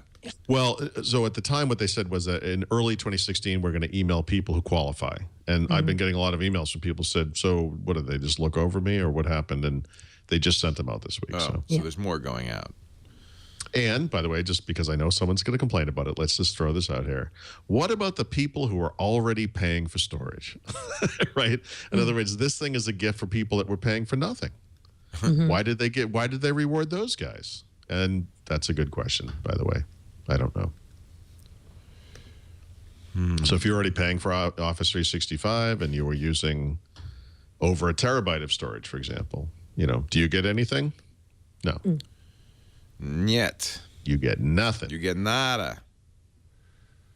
You just get to keep paying for it, and you can just shut your pile. No, I don't know. I don't know why. 1 terabyte is plenty. Come on. Thanks, Bill Gates. No one will ever need that. No one will ever need more than 1 terabyte. I'm actually not being facetious here. It really is. No, actually, I agree with you 100%. Yeah. But I mean, come on. Don't be greedy. And education. I'm edumacated. Much like the person who wrote this error message in the Microsoft log file. So we heard about a bunch of things Microsoft's going to be doing in the Windows 10 and Office 365 education space this past week. Yep. And it was interesting how the blog post was framed. It said, in the Windows 10 anniversary update, there's going to be a lot of new features that are for education. Well, they're not really just for education. They're things like, what they're doing with Cortana and Windows Ink and making PC boot and resume times faster. So these are just general features that also will appeal to people in education. But what they are doing specific to the education market is they're adding some new apps that are going to be bundled in with the Windows 10 version for the academic market. So there's going to be a new Set Up Schools PC app for the IT administrators or teachers or who's ever setting up the PCs in the classroom. They'll have this shared cart of devices piece of that app. There's a take a test app. So they're really thinking about what can we do specific for teachers and students to make Windows remain the most popular device in education. And I forgot Windows, at least according to Future Source Consulting, Windows still is the biggest device platform in the classroom. Everyone thinks Chromebooks. It's not. Last year, it was Chromebooks, or it was at least Chromebooks were tied with Windows, but now Windows is inched ahead. And Microsoft wants to make sure that momentum continues, and that's why they're doing all these new enhancements specific to education. They're also doing a lot with OneNote, as we know, because OneNote's really big in the classroom. So there's a OneNote class notebook add-in. They're doing some things around a new service called School Data Sync that feeds into OneNote.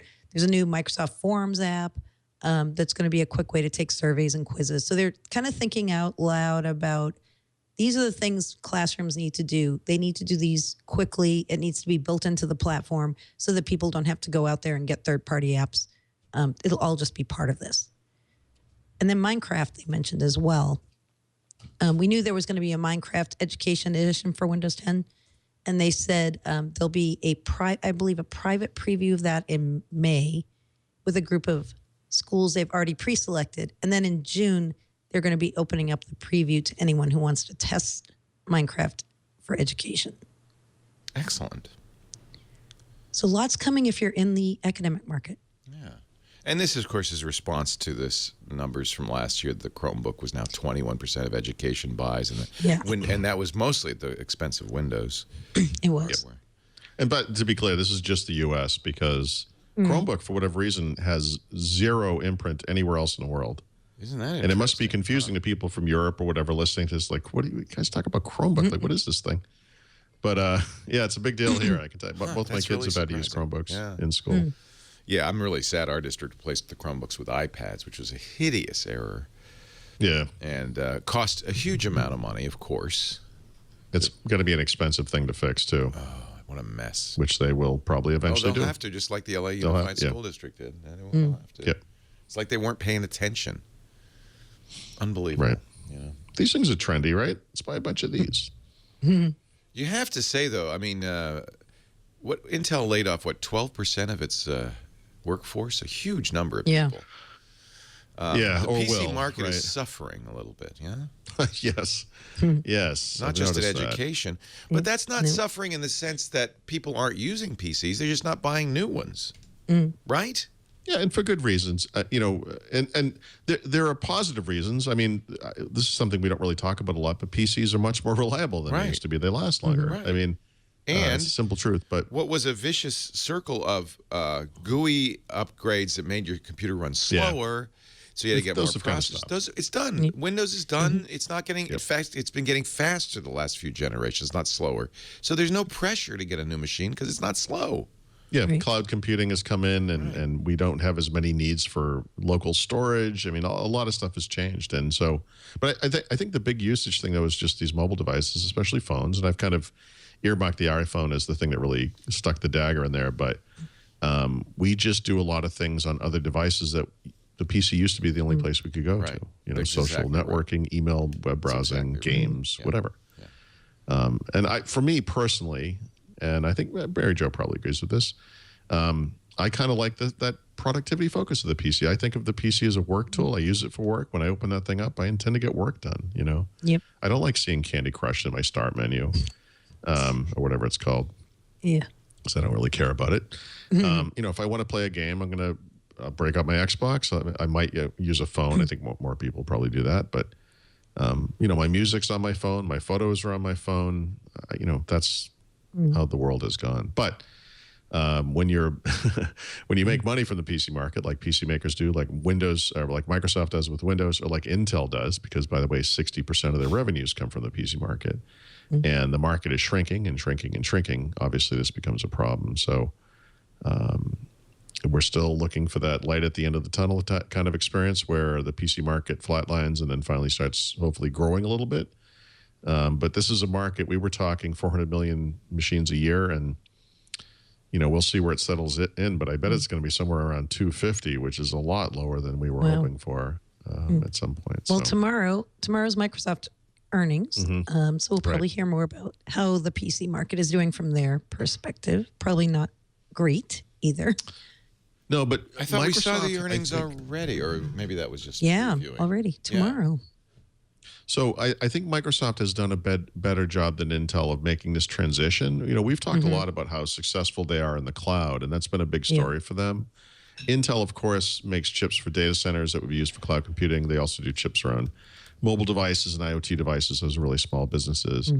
But they just haven't made this transition as effectively. I mean, literally, I think in this most recent quarter, I think it was 60% of revenues still come from the PC market, from PC chips. So it's still, their primary business. Microsoft, I don't know that Microsoft was ever in the place where 60% of the revenues came from Windows, but maybe. But if it was, this was several years ago. And so you can kind of see where the two companies are in that transition. Yep.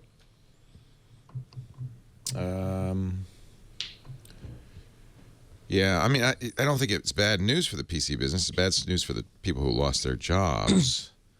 But I got to figure, I'm hoping that that's not in research and R&D and engineers. That's salespeople and people who... So I don't believe any of it's actually happened yet. So and not all of it is layoffs. Some people will leave voluntarily. Right. There's a company other that things going size on. has a considerable amount of attrition, I'm sure. Yeah. It's something I think that's going to happen over the next year. So I think what they said on the conference call last night was that emails would begin going out to employees who they were laying off soon, but I don't believe it's actually happened yet. Don't you love it? Microsoft did this too. It must be very hard to work for a company where that happens and you're just kind of waiting for the other shoe to drop, It's exactly what Microsoft did. And a lot of recriminations around the businesses that they keep running, employees that are maybe not necessarily as skilled as you are, but they're working on something that's a little more, hasn't gotten the axe or whatever. And, it's always kind of a tough thing. Oh, well. I'm sorry for people who lost their jobs, but at the same time, I think that's what's happening in the industry. It doesn't necessarily mean the end of the industry by any means. In fact, some people have cast it as, ARM is killing the PC and killing Intel. I don't think that's the case. Just people aren't buying new PCs. They're not replacing their PCs. Is what killed the PC. They're not replacing their PCs with ARM devices. I mean, no, there's not a lot. Well, I don't. Maybe they are. I don't know. No, Maybe. but you can also, if you have an older PC, you can now upgrade to Windows 10 for free. Right. I mean, so that's not helping sell new PCs. I've gotten a lot of indications from people at Microsoft about the future of that kind of thing, right? In other words, one of the big questions we have is, well, July 29th is going to come. Are they going to extend the date and everything? And increasingly, I don't think they are. And I think a lot of it has to do with this stuff, that they made their case for, look, we need to do this for 1 year. It's going to be better for everyone in the long run. We're going to take a hit. I don't think the PC market could sustain more free Windows 10. You don't think they're going to extend it? No. Oh, interesting. That's a turnaround for you, Paul. I thought you... I just don't... So... Right. I mean, listen, I'm kind of a hippie when it comes to this stuff. I mean, in my sunshiny worldview, I kind of wish they would just do the right thing and, give it away for free. But I think it was bad timing in a way because the PC market was almost. And then, you give a Windows away for free and it's like, okay, no one's buying PCs. I don't know. Unless there's an absolute I think need. They've got to get to that billion devices number that they had, a billion devices running Windows 10. And I think if they don't extend the free, they may not make that number. But what's left for upgrades? In other words, Microsoft last year announced Windows 10 is going to be free for upgrades for 1 year. You have to think that the chart goes downward, right? You get most of them right up front, and then it kind of goes off. Maybe. I mean, who's left that hasn't upgraded already? I mean, is there some...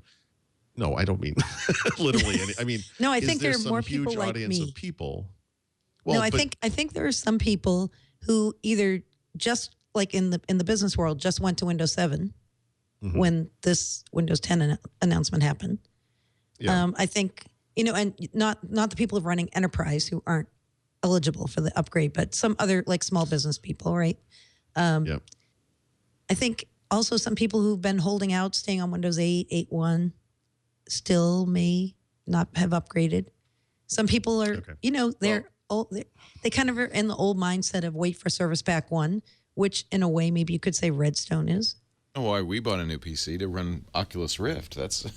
Thank you, Facebook. So I don't know anything about this. I literally can't claim to have any information about this specifically. But I have heard other things that are very much related to this that go in a completely different direction. That there is a sense that Microsoft, between Surface, free Windows 10, Signature PC even, has in the minds of PC makers. Not been a very good partner to these guys. And it's starting to take its toll. And, you know, they lashed out. The Chromebooks happened in part because of that stuff as well. Yeah. And I just don't know that. We'll see what kind of how they can handle this intestinally. But I think the complaining has reached a crescendo. Because there's a real feeling that Microsoft has harmed PC sales by giving this thing away. You know, whether or not that's true. I don't buy it. I don't either. I really don't buy that. Same. I think people are happy with their hardware. You know what? Screw both of you guys. It's fine. That's why. It comes from the history, which is when a new version of Windows came out, they would sell a lot of new PCs. Yeah. I don't think somebody's going to buy a new PC to get Windows 10. I'm sorry. I just don't. Oh, by the way, I don't either. Actually, I don't either. And I don't mean to. Right. I want to be really clear. I'm just saying this is what I've heard. Not that. No. I know you agree. And I think they're wrong. I think the best thing for them, Windows, I think we have stepped over that point of no return. Yeah. I don't see how you can go back to charging for Windows. Right. Yeah. Out in the world. I just don't get it. I think we accept that Windows comes on new PCs, and many times that's how we get that new version of Windows.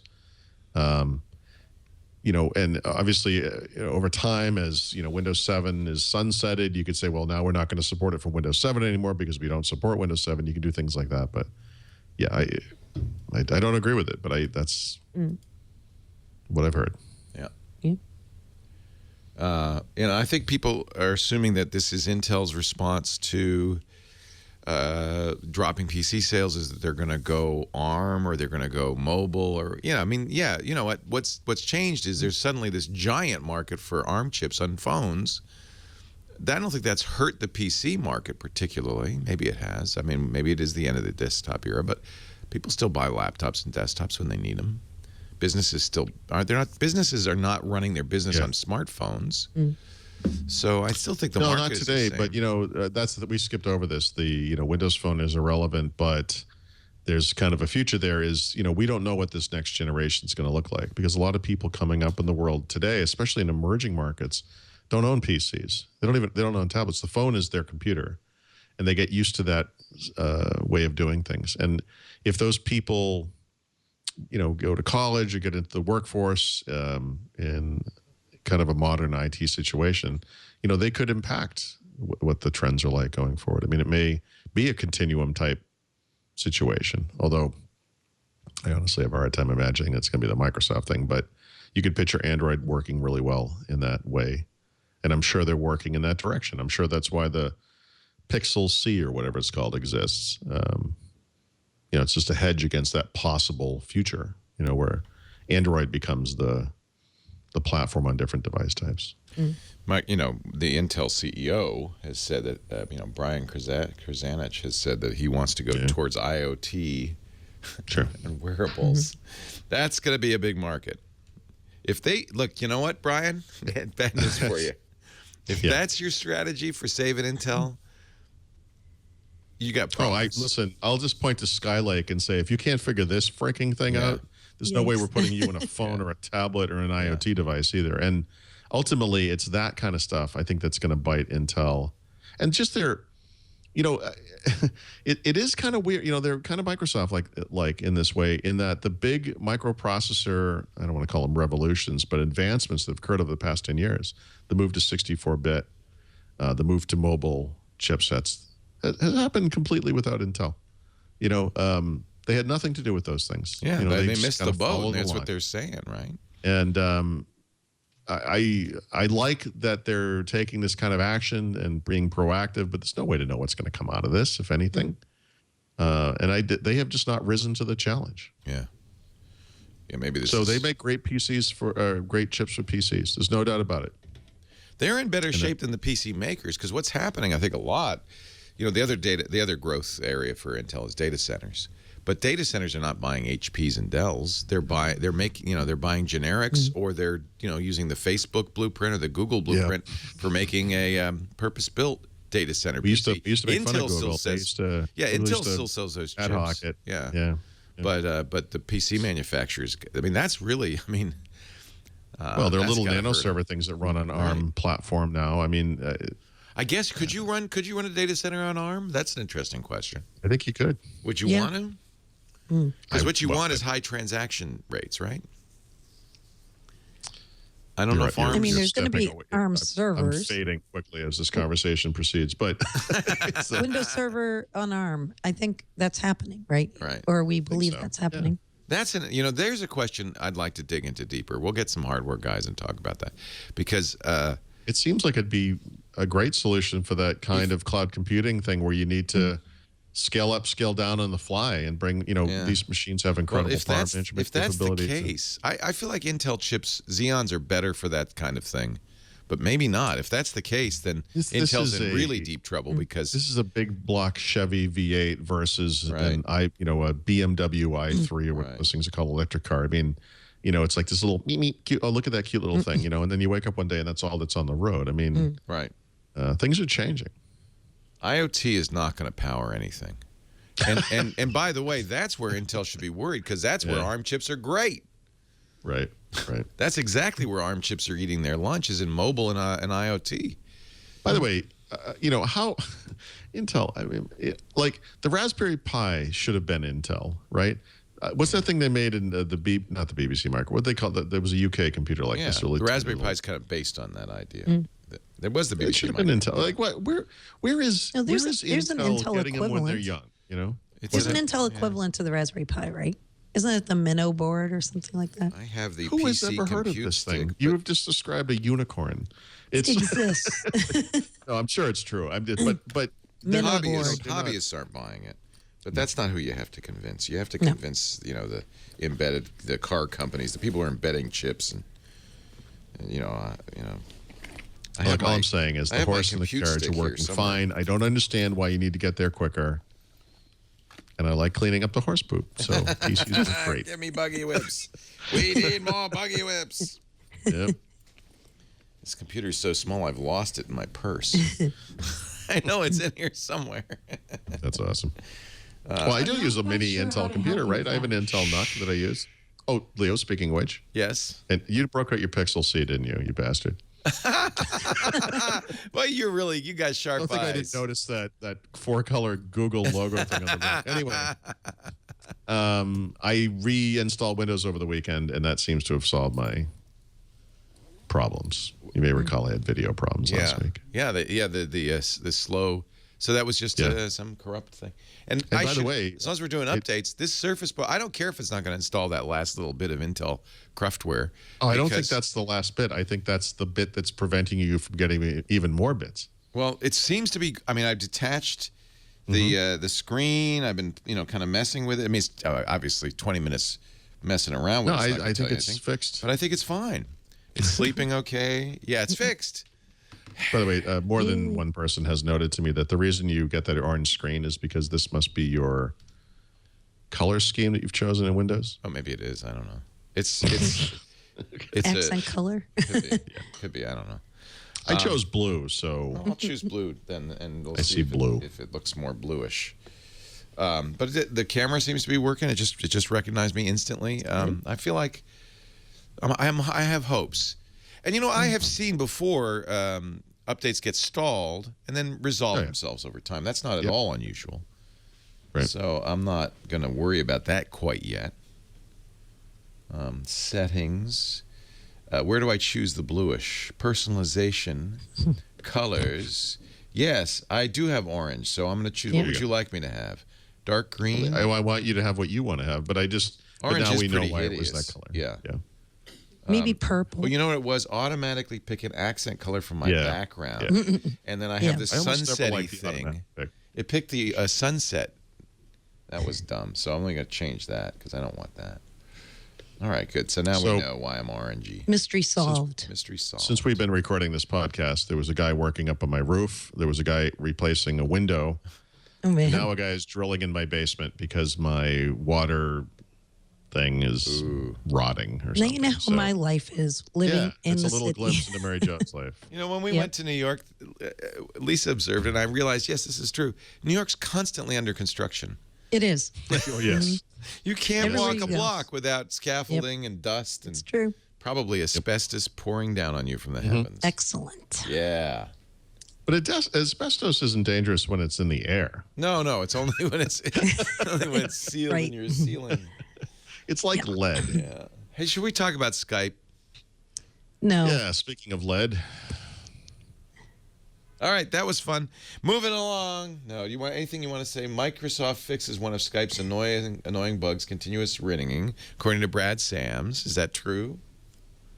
Well, we did test it, and it appears so. In other words, somebody calls you on Skype. You answer. Pop-up comes up, boop, makes a sound. But if you have a browser that's open, that's got OneDrive or Outlook.com or whatever, you get the little thing in there. Your phone over here in the corner is going to town. Everything rings. So when you answer the phone, what's supposed to happen, or answer Skype, I guess. Everything stops. I'm old, so I think of it as the phone. Everything's supposed to turn off. Right. And actually today in our test it did. When you pick up the hooter, I have a rotary dial Skype interface just so I can be comfortable with it. Let me rewind my cassette here because I missed that. All right. Let's hope it got fixed. That. Let's hope so. It seems so. And you can make calls from your Edge now. Edge is finally getting to the point where it's usable, I think. Yep. Getting there. And this is something, there's an Edge experimental features interface. You just turn it on. I think you have to be on the insiders to get this. Oh. But yeah, I mean, so the future, obviously, of Skype and Edge is that you can make Skype calls without a plugin. What a wonderful world. Just in time for them to support plugins. By the way, you'll be glad to know the reason I had my Pixel out is so I could wipe it and give it to Jason because he's thinking about buying one. And I thought, well, you should probably try it before you buy it. Yeah, that should help convince him not to. Yeah, that's good. That's a good strategy. Yep. And what is Skype UWP preview? That's Universal Windows we platform? actually ended up talking about this earlier, but we did. No, actually we didn't. So I didn't have a chance to write this one up yet, but in tandem with this new build for mobile, Microsoft has released a new build of the Skype Universal Windows Platform app for desktop PCs. They released the first version of this, a couple of weeks ago, I think. This is obviously the UWP app. It looks like the Skype desktop app. It has group features now. I have not even looked at it. I assume that means group video chats, video calls, that kind of thing. But the little bit of information here is that in a coming build of Windows 10 Mobile on the Windows Insider Tracker Fast Ring, they're going to be making this app available there as well. So you'll have the same app on mobile and PC. Good. Exciting. Now all we have to do is get bots, and we'll be caught up with Facebook. Let's take a break, and when we come back, at the back of the book, the stuff you all enjoy so very much, the little bits, the tips, the tricks, the code name of the week. But first, a word from Blue Apron. You're working hard, 9 to 5. Day is done. You want to go home to a delicious meal. Instead, you stop at Wendy's and you eat a square hamburger. Why? I know why. Because you're too tired to go shopping. You want to make a nice meal, but you don't want to figure out what you're going to make. Go to the store, face all the other people who are cranky because it's the end of the day and they're starving. That's why Blue Apron comes in so handy. It's so wonderful. You get home, your Blue Apron box is there on your doorstep. Inside, 3 different menus, 6 meals, or if you get the family plan, even more. Always fresh. Even the meats, the fish, the box has got, dry ice in it, so it's refrigerated. You open it up, and inside, all the ingredients you need. There's not one thing you don't need. I mean, if there's a scallion called for in the recipe, it comes with 1 scallion. There's no waste.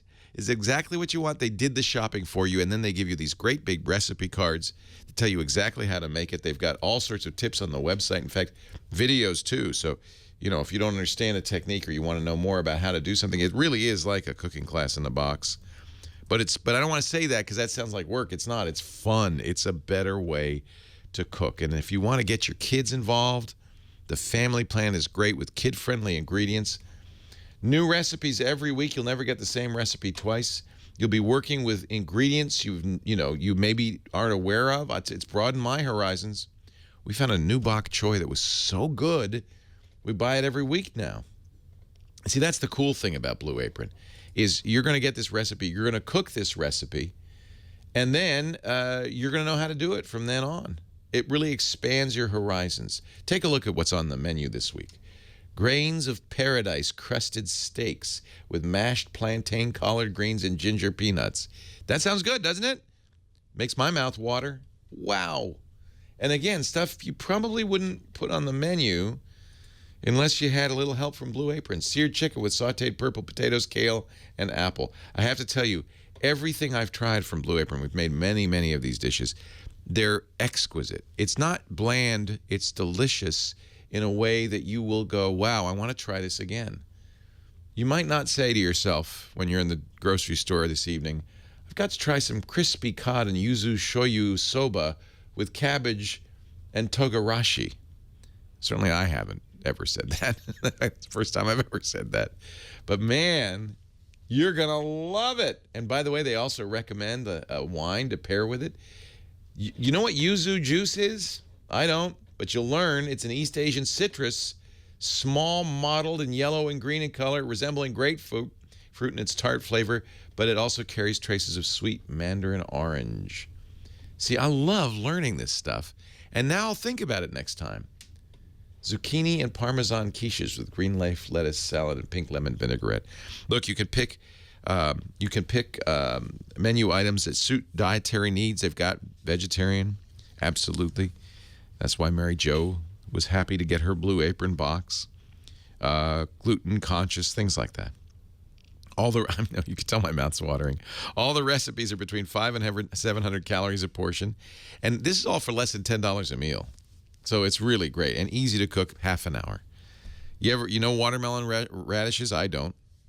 You know labneh cheese? I don't, but you will this week at Blue Apron.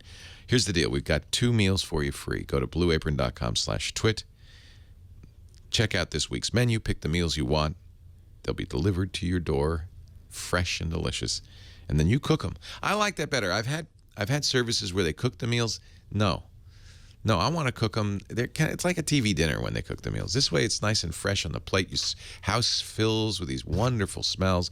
Everybody gets excited, and for date night, you're going to impress. BlueApron.com/twit. Don't forget. We thank them for their support of Windows Weekly. Paul Thurrott, time for your tip of the week, my friend. Where are we here? App rate. What? I don't know what this is. Yeah, so I just have app picks today. Lots of app picks. So I'm doing the Ad Duplex mobile app pick of the week, right? They make this excellent app called AppRaise, in which you can get on Windows 10 PCs and mobile. And there's a lot of stuff in there that's just, it's really about people voting on which apps are best and so forth. What I'm interested in mostly is new apps. And this is kind of neat because it exposes you to apps, in my case, which is just apps I wouldn't necessarily need for myself, as you'll see in a moment, but you can see why they're important and why they've been upvoted so much and why they're popular. And this is kind of a nice way for me to keep track of apps that I wouldn't necessarily use in my own life. So I've got 2 actually from Ad Duplex. I should mention 2. AppRaise was just updated with a new dark theme, if you're into this app. One is called Showbee. This is a big education app that's a huge hit on the iPad, and now it's available for Windows 10 for PCs. And so you can have a mixed environment with Windows PCs or tablets, and as well as iPads. And again, this is something that would never impact me personally, but it's a big deal for people in education, now available on Windows 10. And the other one is called Wallhaven, which I actually used today to change the wallpaper on my computer about 150 times. Basically, it's an app front end to a website that has really high quality wallpaper, and you can search for different topics. I searched for Paris, for example, and I found some Paris Hilton wallpaper, unfortunately, but also some Paris, France wallpaper, which is what I was searching for, what I really wanted. And it lets you save it to your wallpaper as your desktop wallpaper, as your lock screen wallpaper. You can just save it to your computer. You can do whatever you want with it, and it's free. It's ad supported. The ads are not obnoxious. You can pay 99 cents if you don't want to see ads. So, kind of a cool app. And then as far as the other app picks I have, there's a bunch of them. I've not seen this yet, but Microsoft is apparently adding Android Watch support to Outlook Mobile, which means if you're using Outlook on Android, you can now get those notifications discreetly for all the different parts of the app on the watch. I keep waiting for this. I've never seen it. I have Outlook Mobile, but it hasn't been updated for me. Google Play Music was updated this week to support podcasts, which I think you probably know all about. I've gotten that update on the web, but I don't see it on Android either. So yeah, it's there. It's weird. Oh, is it? Yeah. Yeah. So the way you do it, I mean, this is non-obvious. Okay. If you, well, I assume there would just be a podcast entry. Yeah, no, I would assume that too. No, so what you do is you look for in the radio stations, one of them will be podcasty. Okay. Yeah, but it'll have a little icon. Yeah, no, I've seen that. But on the web, actually, there isn't one right now for some reason. But there's a comedy one, for example. Yeah, I don't see one. So it's a very weird thing. By the way, you're in it. But that's. Yeah, but I mean that's like that's Google being Google, right? So, but there is, if you go to the web version, there is actually a podcast interface. You can just subscribe to podcasts, you can browse podcasts, you can stream podcasts. I think the thing that's really cool about this is the thing you're talking about, which we're not seeing right now for some reason. Yeah, there's a Discover podcast kind of. Adds discoverability, exactly. Yeah. It's that type of thing that internet radio stations do for music. The weird thing about it is someone's clearly curating these things. So if you imagine like comedy podcasts, some of them will be live shows, some of them are interview shows, some of them are just, whatever, just straight up podcasts. These things are all between 45 minutes and an hour and a half long. So songs are typically 3 minutes to 5 minutes long, right? So you get these gigantic playlists of comedy things, but they're very long. Well, see, okay, so you see where it says laughing out loud, if you're watching the video, that has this little icon. That means it's podcasts. But if you click the hamburger menu, instead of going in there. There's a podcast choice because there isn't on the app. Oh, yeah, look. So maybe they just haven't added it. So what I'm saying is I think the app is going to be updated with this as well. And when you subscribe to podcasts, they show up in your podcasts. Right. So, there's Windows Weekly. And you could subscribe. All the Twitch shows are in there. We were actually, I didn't know this because my staff was NDA'd. But we've been working with them for months, like 6 months or something, to get this working. Yeah, this has been coming for a long time. Yeah. So you can add it by just clicking the plus icon, and now it's in your list. And, and you could share. Yeah, it works like you'd expect. The problem is it's just not in the mobile app yet. So I think that's coming. Yeah, that is weird. I mean, you'll get those playlists occasionally, but there isn't one right now in my mobile app. So the day they announced it, they said it's coming today to the web and to Android. So of course I looked at the web and there it was, great. And then I looked at the Android app and nope. And I kept checking and checking. It's just like the Outlook thing. I don't know. I'm not seeing these updates. Anyway, it's there, and we're there. It's happening, and all our shows are on it. You can also this is good. You can search. So if you search. And this works on the Android. If you search for Windows Weekly or Twit or something like that, you'll find. I mean, of course, what I found was there are a number of bands named Twit, but you'll also find all the Twit podcasts. So the search is working that way too. So that's yes. Sorry, I didn't mean to jump on you, but it's kind of a little it's personal thing of mine. Know something about it, yeah. No video, just audio. Right, which is the other weird thing. So if they were ever to add video podcast, do you think they would go to YouTube, or how does that work? I mean, how... that's interesting. I'm kind of curious why they don't have a Google Play podcast app. Actually, since we're on this topic, I should mention the interesting thing about this really is that now Android does have a built-in podcast solution, right? It never had before because Google Play Music comes with Android. And maybe that's why there's not a separate app. Huh. You know, the ways of Google are mysterious. Yes, they are. And ever-changing. And ever-changing. One does not know. And then you want to pick... actually, Mary Jo has a pick. I do. Yes. Should we jump to Mary Jo? Absolutely. Sure. Yeah.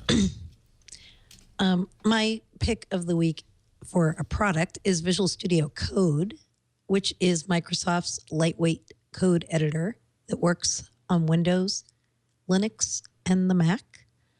It hit the 1.0 milestone late last week.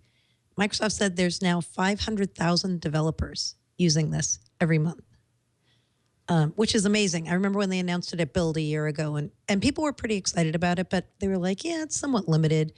Well, the community's been adding a lot of other language support to it, so now it works with JavaScript, Python, PHP, C#, C++, F#, and they're just going to keep making it better and going forward with it. So if you haven't tried it yet, it's available for free for download, and it works on Windows 7, 8, 10, Linux, all the different flavors of Linux, and OS 10.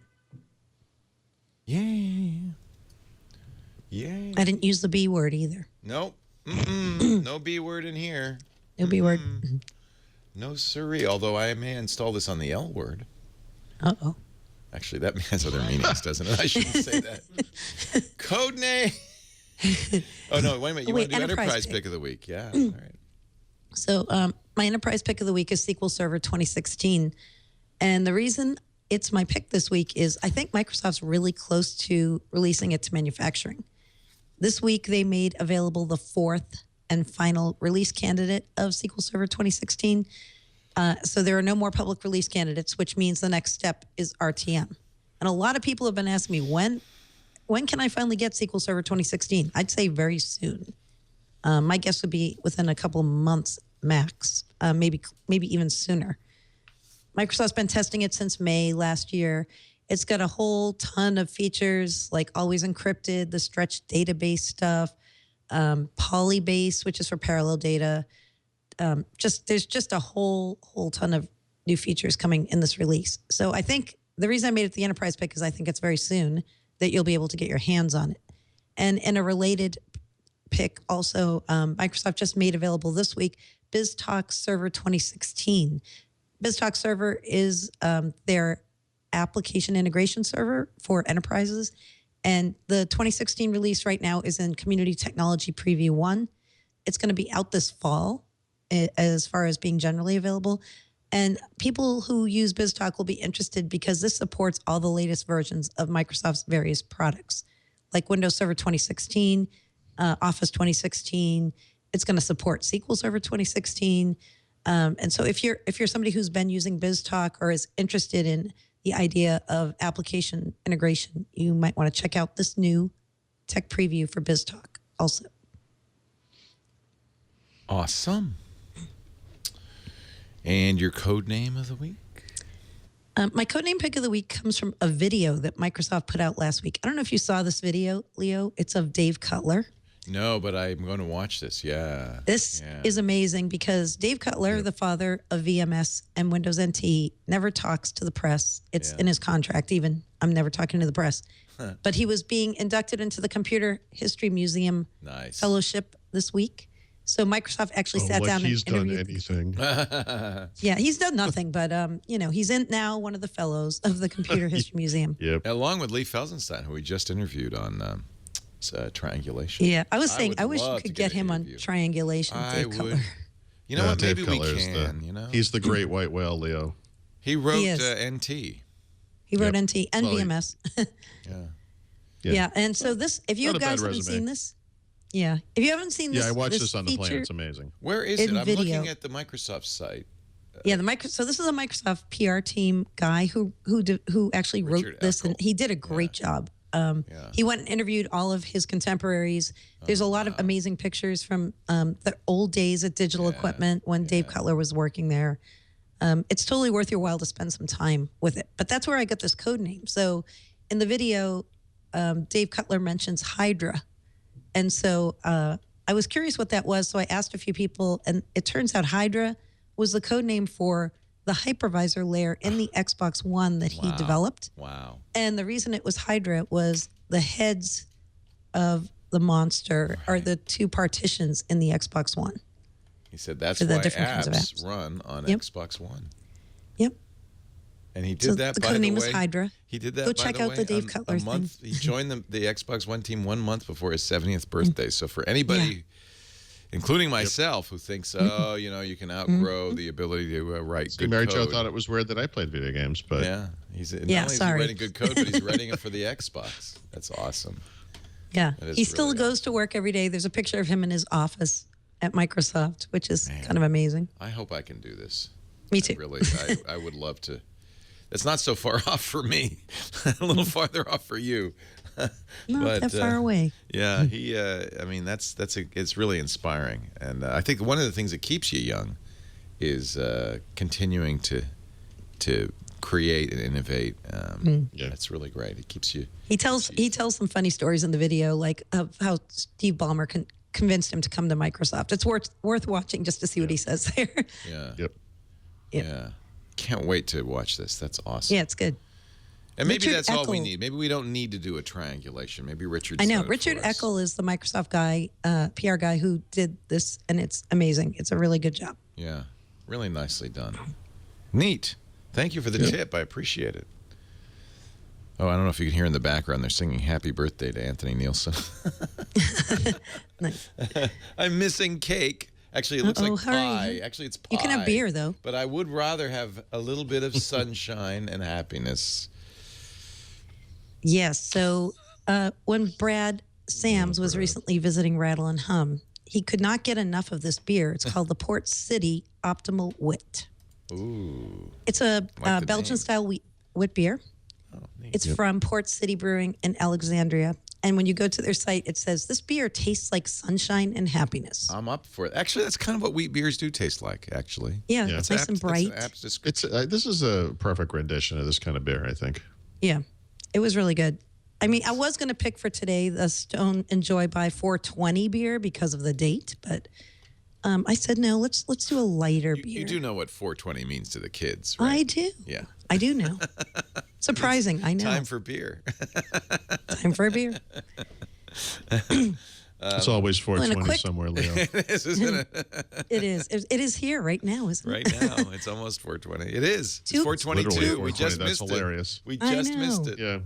2 quick event reminders before we go. Oh, I'm so excited that you're earnings. doing this. Microsoft earnings are tomorrow. Don't forget that. Yes. Paul and I will be all over it. Well, Yeah, we'll so cover that excited on that's TNT happening. and all that. Yeah. Yep. Yeah. And then Friday, Brad, Sams, Daniel Rubino, and myself are doing a Reddit AMA on Windows Phone. We were invited by the Reddit How did team. they leave Paul out of this? I don't know. Paul? I think they said I Brad didn't respond in will time. represent. You may not hang out in r/r/Windows No, I didn't. Phone. I didn't respond to it. Oh, all right. No, so this should be This'll pretty be great. interesting. There's no news. Like everybody's like, oh, you guys announcing something for Microsoft? No, of course we're Why not. would they be? I know. That's they're farming it out to Yeah. bloggers. All right. Yeah. No, we're going to be on Reddit answering questions based on what we know about the future and the present of Windows Phone. So come on and join It's us good and bring because it questions. hasn't been debated enough. It hasn't. No, but that'll be fun. Reddit is a good conversation. Reddit's a very good forum for that, I think. It will be good. Yeah. And you got 3 great people. Paul, you should just stop by. 2.5 great people. He should come and heckle us on the Reddit. Yeah. No. I mean, too many people perceive my attitude about Windows Phone as being negative when in fact it's just realistic. I mean, I know you guys will do the right thing with regards to telling the truth, so I'm not worried about it. So, yeah, it's fine. And Surface Phone will, I'm sure, come up. Brad seems to have some thoughts Yes. about that. So It will. yeah, so that'll be interesting. Good. What time again? That's today. Oh no, Friday. Friday noon till 7 p.m. East Coast time. So we'll all be on different times and just answering throughout the day. Yeah. /r/Windows Phone. They have there's a so good they made a subreddit about it. Yeah. All right, It's good. Hey, thank you so much, Paul Thurrott and Mary Jo Foley. Love doing this show with you every week. Thanks for walking me through the update. My Surface Book seems to be very nice, and if I get a blue screen, it won't be orange anymore. So that's the good news. You'll be fine. Yeah. It's you know what? Hello Camera works a lot better. So whenever you do get this other update installed, I suspect you're going to see a dozen more updates. Like I think there's going to be a bunch of firmware. The beginning, yeah. I don't think you've seen all of it yet. I got like 5. I got a ton of them. No, if you look at the list, there's like 17 or something. Wow. It's crazy. What? Yeah. Wow. A huge list. All right. I will continue to update, and by next week I'll probably have the latest. Yep. We do the show every Wednesday, 11 a.m. Pacific, 2 p.m. Eastern Time. That's 1800 UTC. You want to watch live? Come by. You can also be in the chat room, irc.twit.tv. The show always ends at 4:20. Now I know why. It's all coming together. It's all making sense now. Paul Thurrott can be found at thurrott.com, THURROTT.com. Don't forget his field guides. He writes great books. There's tons of them out there. But you find more at, leanpubthebook.com? Yikes. Not even close. Leanpub.com. Leanpub.com. Sorry. Lean pub. Not Lein. That's later. Not linuxpub.com. Not LIN. LEANPUB.com. Yep. Mary Jo Foley writes about Microsoft at allaboutmicrosoft.com. That's the address for her ZDNet blog. And don't forget, Brad Sams, Daniel Rubino will be doing the AMA on Reddit on Friday. at noon Eastern Time. And we will see you all next week on Windows Weekly. Thanks, folks. See you later.